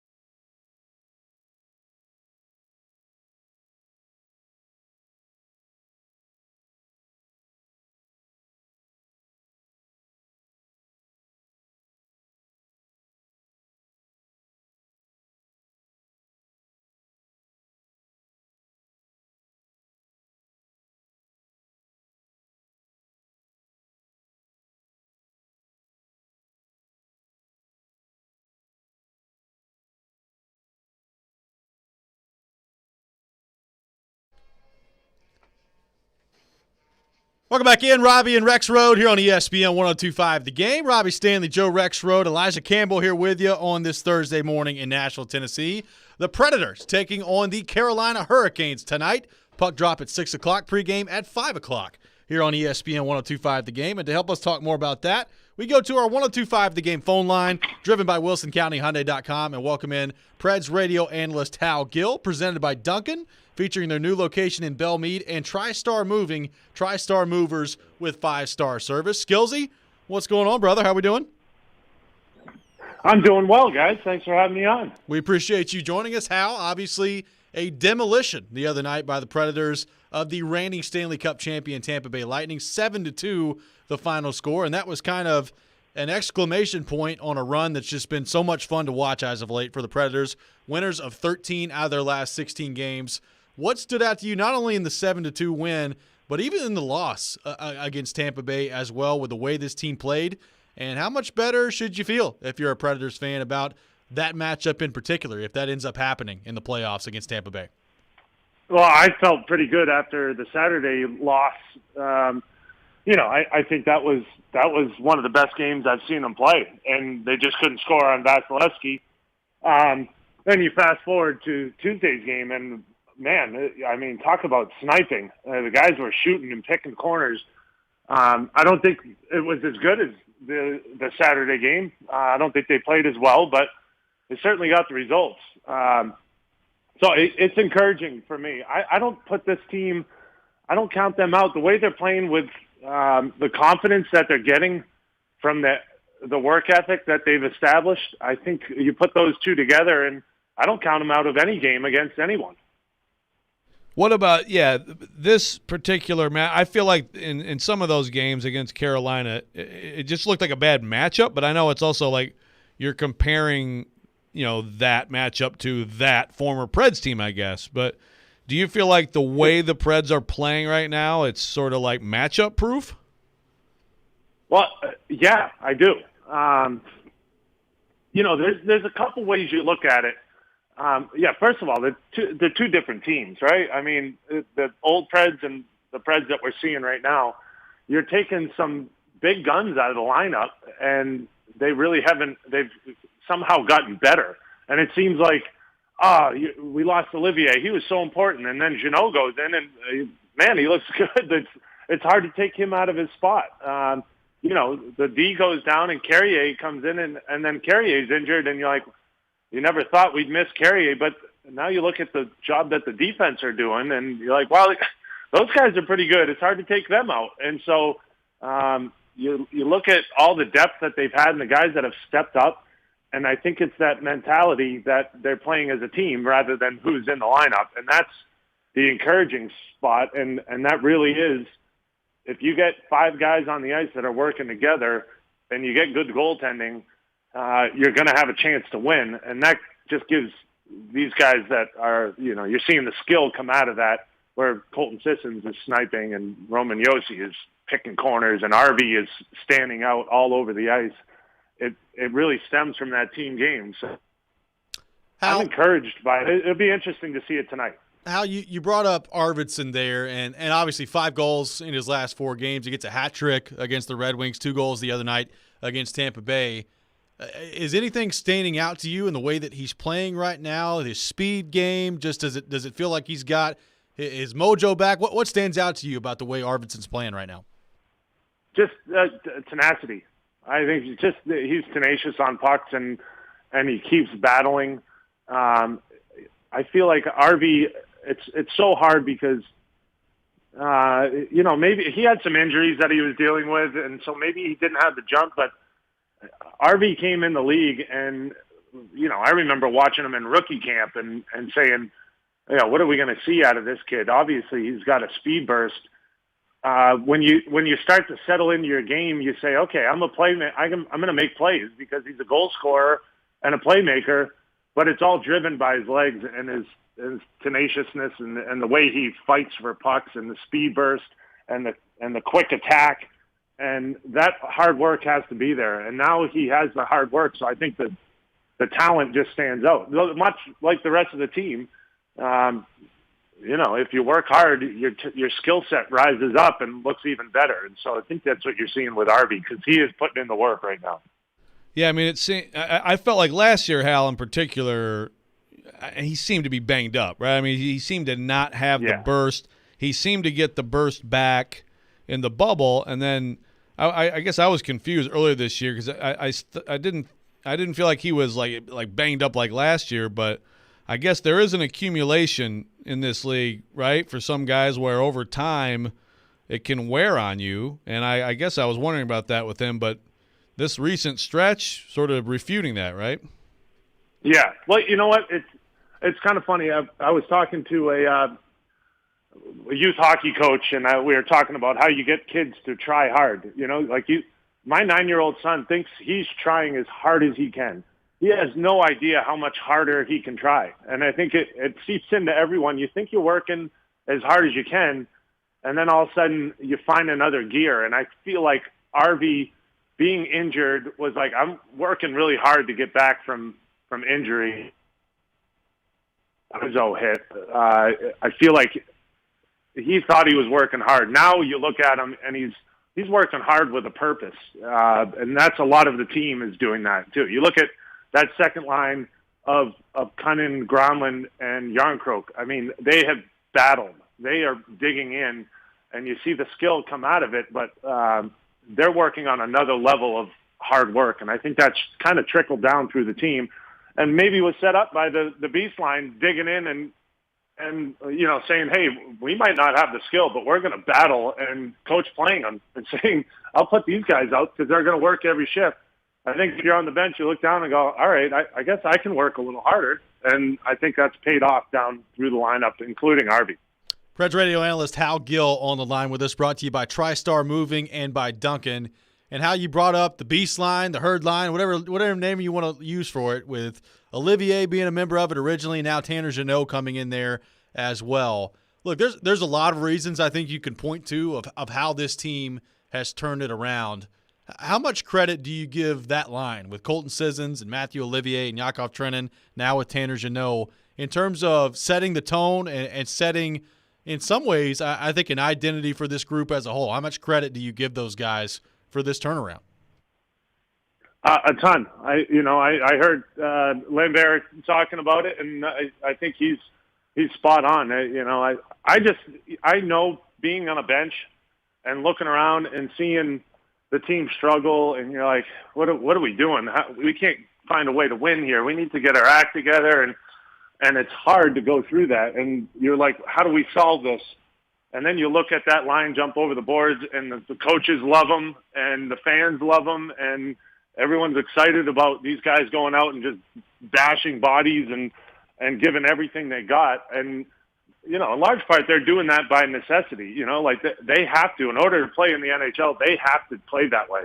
And they learn that. And I think, if I'm on the bench, I'm looking out going, all right, like I said, if they're going to crunch it and they're going to get ice time, I better do the same thing. I better play like that, and I'll get my ice time. So I give them a lot more credit than most fourth lines would get. Well, you talk about the impact on their team, their teammates. Well, what about the impact on the opponent? I mean, have you seen that? Do you feel like you're seeing opponents notice them and I guess be deterred from some things they might normally be doing?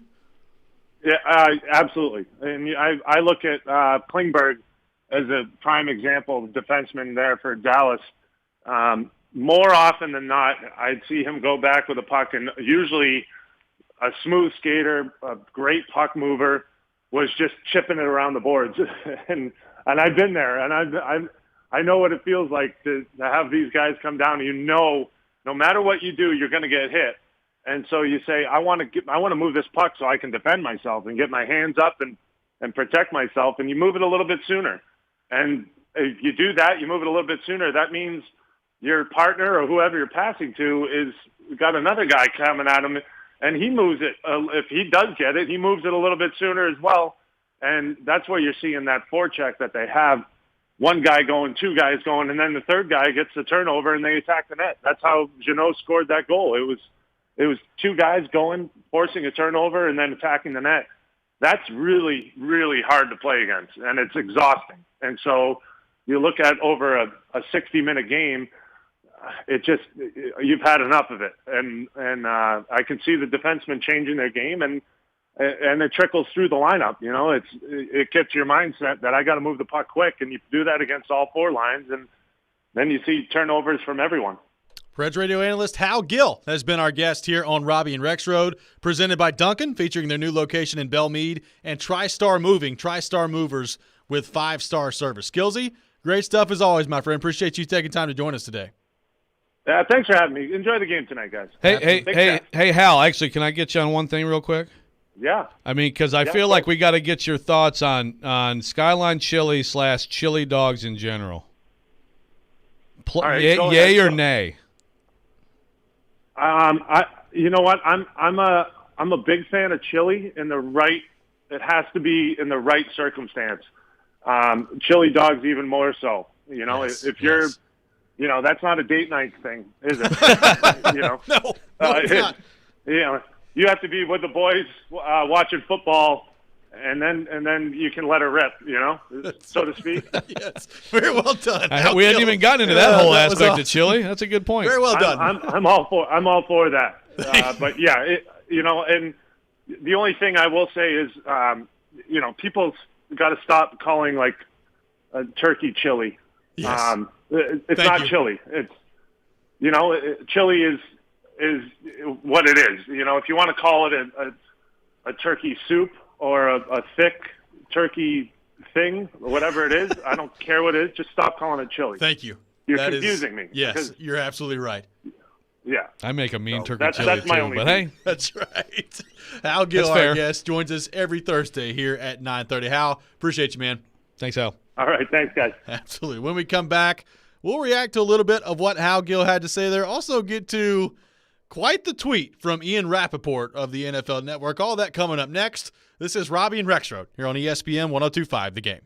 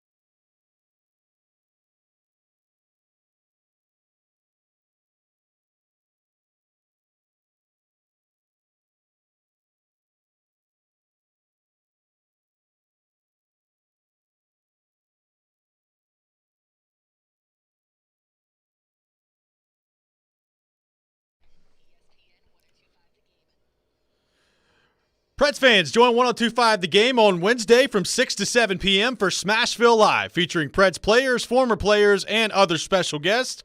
You can also watch the show online via 102.5 The Game's Twitch, Twitter, Facebook, YouTube, and thegamenashville.com. Smashville Live brought to you by New Amsterdam Vodka, Spring Hill Heating and Cooling, and Red Spirits and Wine in Bellevue. To view or listen to past shows, go to thegamenashville.com/Smashville Live. Welcome back in, Robby and Rexrode here on ESPN 102.5 The Game. Robbie Stanley, Joe Rexrode, Elijah Campbell here with you on this Thursday morning in Nashville, Tennessee.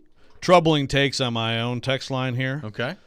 Predators CEO and President Sean Henry. Conies are so nasty. Blasphemous creation on a hot dog. Wow.